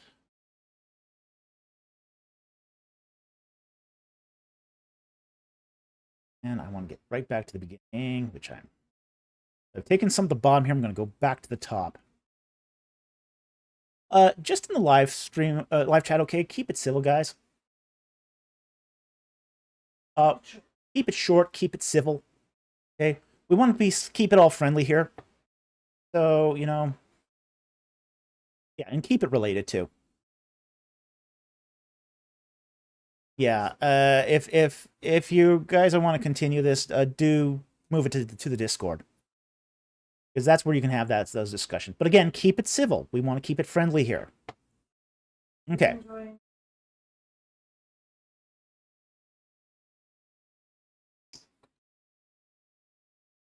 So now I'm going to go down here. Let's see. Okay. I'm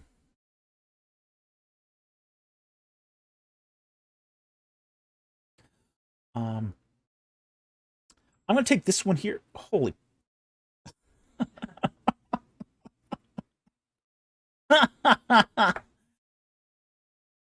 Oh boy. All right. Well, I'll take that one in a moment, Talbot. But there's a question here that someone's been asking here for weeks.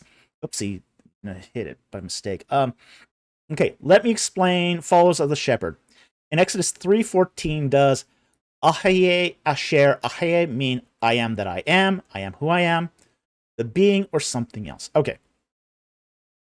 I've discussed before that I am, that Ahaye, that's a second tense form of the verb to be. Now the second tense is rarely used in Hebrew. In fact, this is probably the only occurrence of it, but we do find it in other Semitic languages. Okay, so share here is the relative pronoun, so it connotes a relative. So that, who, which, it shows a relative relation. So the best here is I am who I am, or I am that I am. Okay, so the being is kind of more of a glossing over of it. So I don't think the being is a good translation here. But I am that I am, or I am who I am, is a proper enough translation. And it does seem to show that basically that use of the divine name is part of, he's a person. God is showing from the burning bush here identity, personhood. Funny that. Um, so, anyway, I want to thank you for that question. Very, very much appreciated. Now, I did see Talbot Slade's comment here. For a really, really super generous super chat. We really appreciate it. Thank you so very much. And he asks, will you play guitar for us? Sorry, no. I've stated... When will I play the guitar? As my producer pointed out here, we are in an apartment here. Okay, so I have to be very careful how I play that guitar, because we could run afoul of our landlord for noise violations. So, and I've explained this before. I use the guitar to compose music. So I'm not a performer. I don't play it with that sort of mentality of doing a smooth performance. Okay? So I'm not that kind of player. What I use it for is to compose. So I'll put it into a digital audio workshop or workstation, a DAW, and I don't even have a proper amplifier for it. I've never used it to perform. I don't have a proper amplifier for the guitar because I'm not using it in that way. I'm using it as a composition tool. So I'll plug it directly into my computer, into the digital audio workstation, and I'll just plunk away at it until I find something that I like. Okay? But you have all been treated to the music I have created. Because all the music on this channel, I've composed myself. All of it. So, the opening theme. The theme of, say, when you wait for the live stream to start. Even the music for the countdown. All of those are my compositions. Okay? So, just play a few chords. It is midnight here, though, but yeah, I couldn't do that. I couldn't do that here. Not because it would torque off my neighbors. The walls are paper thin here. So, yeah, wouldn't dream of doing that. So, again, I'm not a performer. I'm not a performer, and I've said that repeatedly. I just use it for composing. So there's lots of examples of my music, but I'm just not going to play it on the live stream. There's two requests I'll never honor, and I've said this before. One is to play the guitar, and other is to answer the question, what is my denomination? Okay? So that's something that that's a risk I am willing for you to take.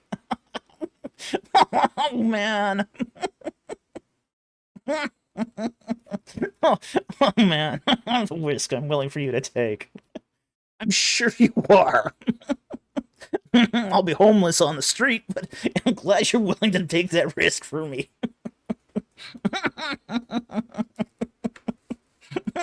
That's very funny, though.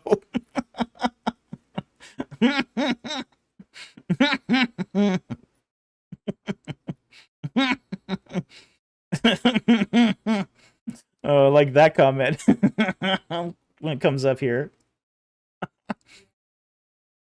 BC 100K special. Dr. Falk shreds out the opening theme. Hey, if I get up to 100K, it could happen. It could happen. Hey, if I get up to 100K, I can rent out a studio and pre-tape it and all that.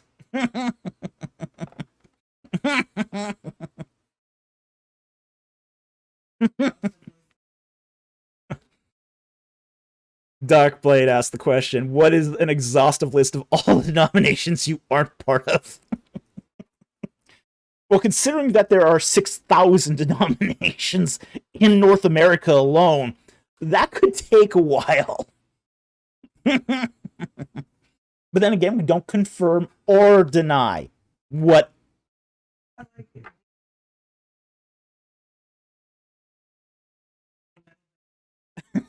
BC, when you make 100K, we're hiring a middle band to back you.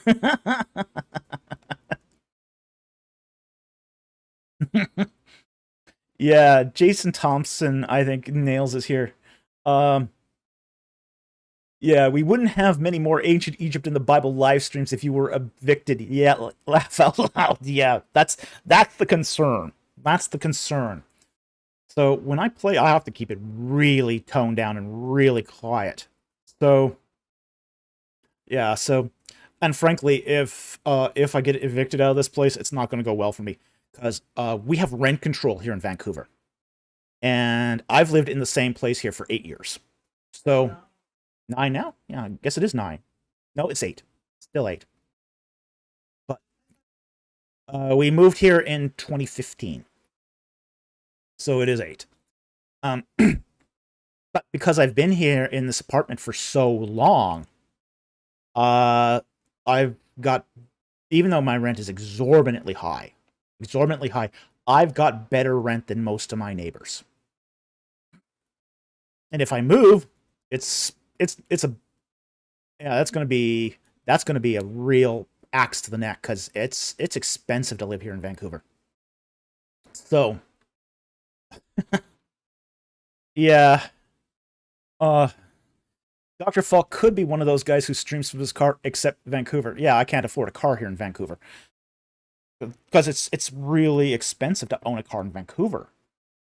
You think the rent's bad. Well,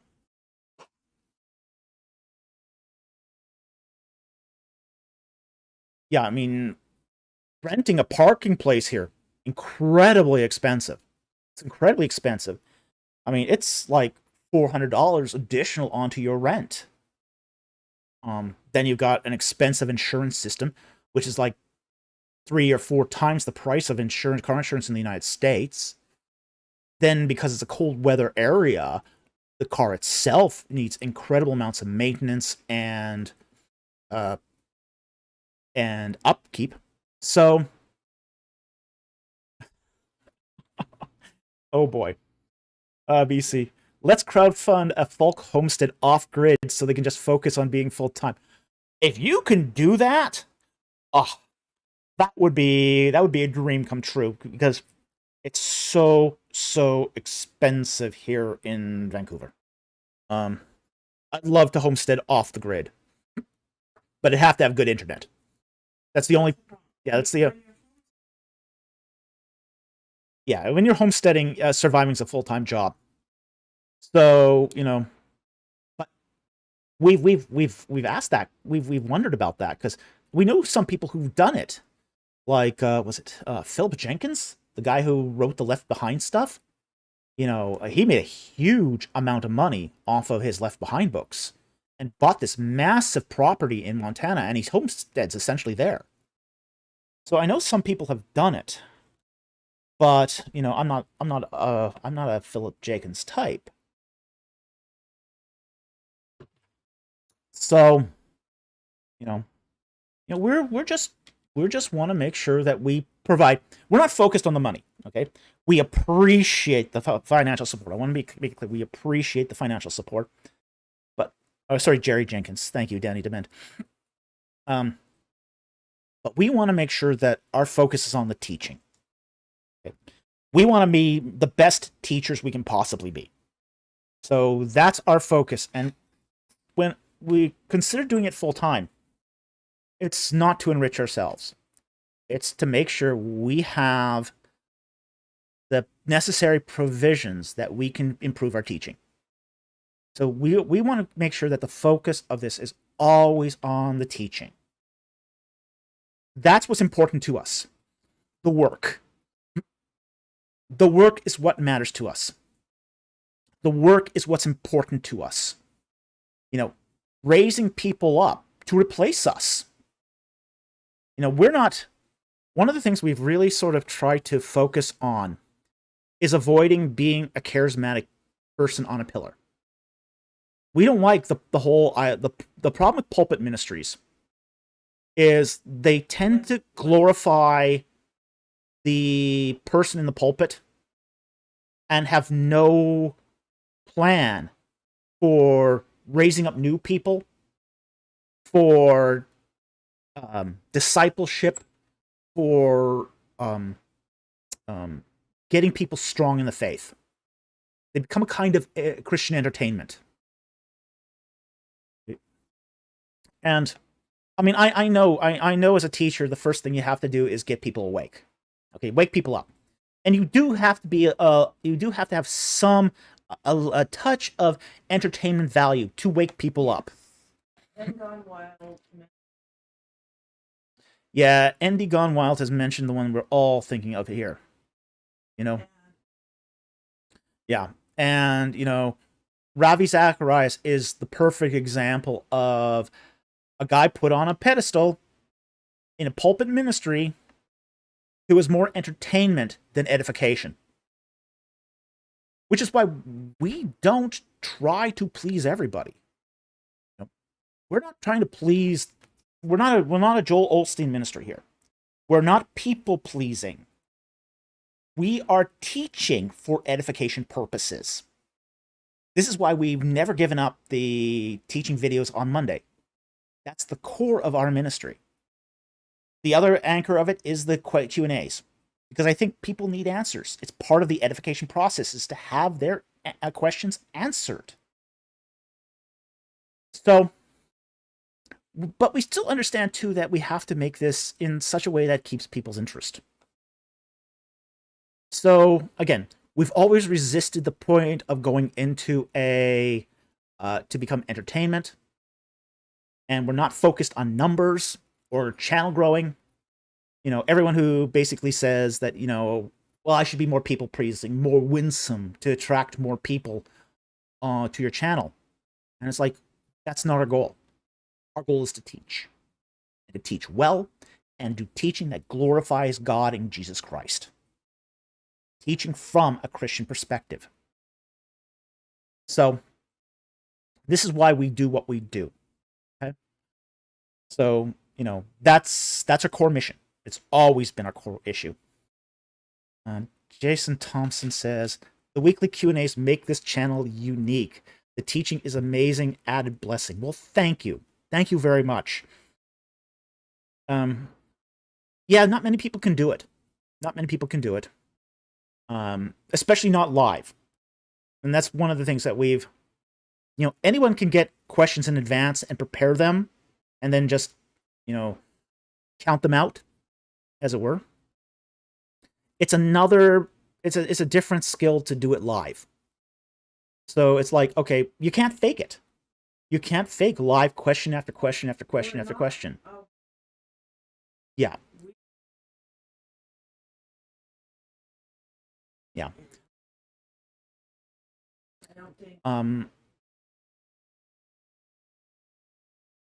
Yeah, Andrew Grimm says, so good you are a $1 apologist. Jay Warner talks. I'm not a $1 apologist, though. That's the thing. You know, we spent 10 years in graduate school.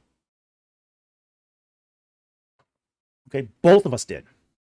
You know, between my wife and I, we have 8 degrees. I have 5, she has 3. You know, so, you know, we're not that $1 apologist. We're not a $1 million apologist. You know, because we don't go on stages and we don't look like $1 million up there. Yeah. BC, Dr. Falk is like at least a $400,000 apologist. Yeah, that's probably closer to it. It's probably a lot closer to it. I don't consider myself an apologist. I consider myself a teacher. But I've also tried to make myself a $400,000 Christian. Okay?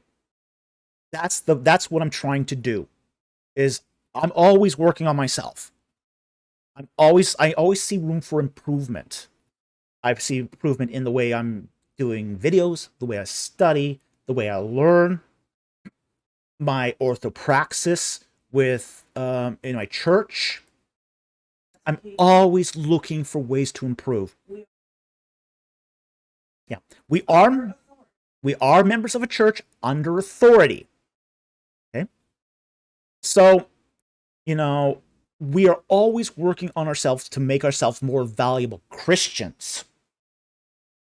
And if that comes out in, say, in discussions about apologetics, that's fantastic. That's fantastic. It first begins with my own discipleship. The buck stops with me when it comes to discipleship. Nobody else has responsibility for my discipleship other than me. And if I don't work on my discipleship and following Christ in ever more increasingly faithful ways, I'm going to end up failing all of you. Okay? I'm going to end up failing all of you because it can't end up any other way. If I don't work on my discipleship, I am not going to end up working to be a better teacher for all of you. And I always have to be reflective on where's my state? Where's the state of my soul? Where's the state of my mind? Even what's the state of my body? If I'm not taking care of all of that, there's not going to be a future ministry. There's not going to be more questions and answers because something's going to get let down.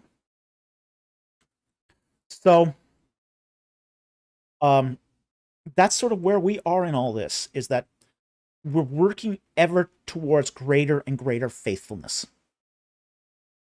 So, it's after midnight now. We are going to call it a night. Thank you again, Talbot Slate, for that generous super chat. But that's, as I said, the one of the two things we wouldn't do. Okay, so we're going to stick to that. Our guns on that.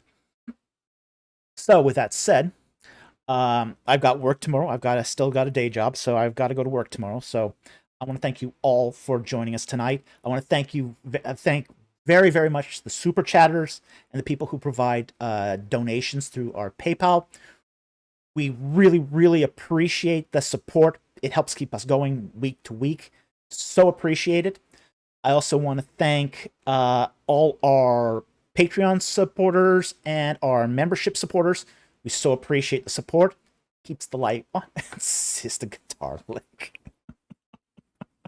You'll hear something at the end. But not from me playing the guitar live. I don't do that. I really am insistent on that. So, and we've mentioned this many times. So, but I do thank you for the support. We do appreciate it. Okay. And finally, we want to thank all our subscribers who help us on a day-to-day basis through viewing our videos and through subscribing. Also, by sending a link, sorry, now he's got me talking about licks. By sending links to the videos to other social media platforms, that helps expand our community to a wider and wider audience. So, that said, thank you very much for joining us tonight. We're glad we had a great set of questions tonight, and I'll see you next time on Ancient Egypt and the Bible. Good night, everyone.